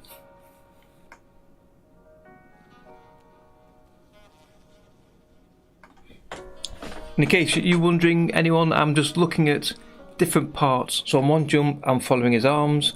On the next jump, I'm following his face, which does a weird thing at the top. The mouth slides a bit, the face sort of extends. I need to look at that. In another one, I'm looking at the shape of his body, and I'm seeing lots of wobble.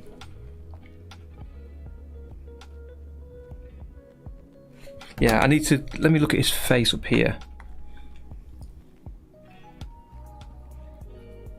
Oh, horrendously changing.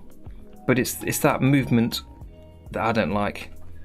So let me see if I can fix that with a little bit of use of the selection tool. So the mouth didn't move, but the eyes and eyebrows did. So let's move that up by roughly the same amount. Skip to the next drawing and we'll keep doing that to try and get them looking better. I think I intended to move them, I just forgot. Oh, look at that, his mouth's fallen off. Massively wrong. Okay.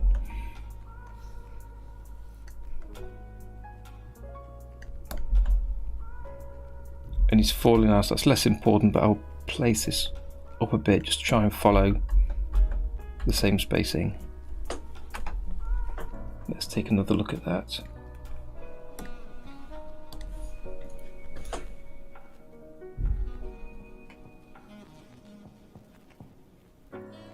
Yeah.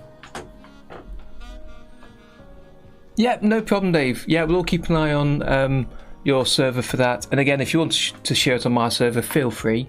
And if you pop in what you're working on, if you get a chance, if you feel like it's more Blender work or Critter, Tahoma, audio, whatever it is you're working on. So I'll keep my eyes open. Hopefully I'll be able to join you later as well. Got a few things to do directly after the stream. But Mrs. T is out for the evening, so I'm all free. So hopefully I'll be able to join you, and so I'll be seeing you in your stream. But I'm going to leave it here for today. So thanks everyone for joining me. Next week, I'll be back again next Sunday. Hopefully during the week I'll have finished off any small changes to this that I want to make. So we'll be on inking next week, get this inked up and looking a little bit more complete as well. So I look forward to getting on with that.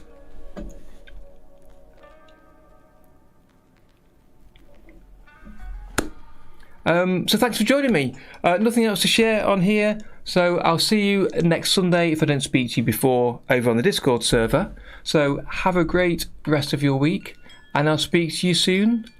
And that's a Darren Tea. Have you always wanted to animate but didn't know how to start, and software seemed expensive and difficult to use? Well, with OpenToonz, it's free, powerful, and once you know how, it's easy to use. And it's my mission to get you animating with it today. Hi, my name's Darren, and I've been teaching OpenToonz for the past 3 years, showing thousands of students just like you how easy it is to animate with, and cutting through the jargon to show that anyone can animate with it. And by the end of the course, you'll be able to animate traditionally using OpenToonz. And the course is designed for students brand new to OpenToonz, as well as those new to animation. So take a look at the free lessons I've offered below, and then why not sign up and join me animating traditionally with OpenToonz.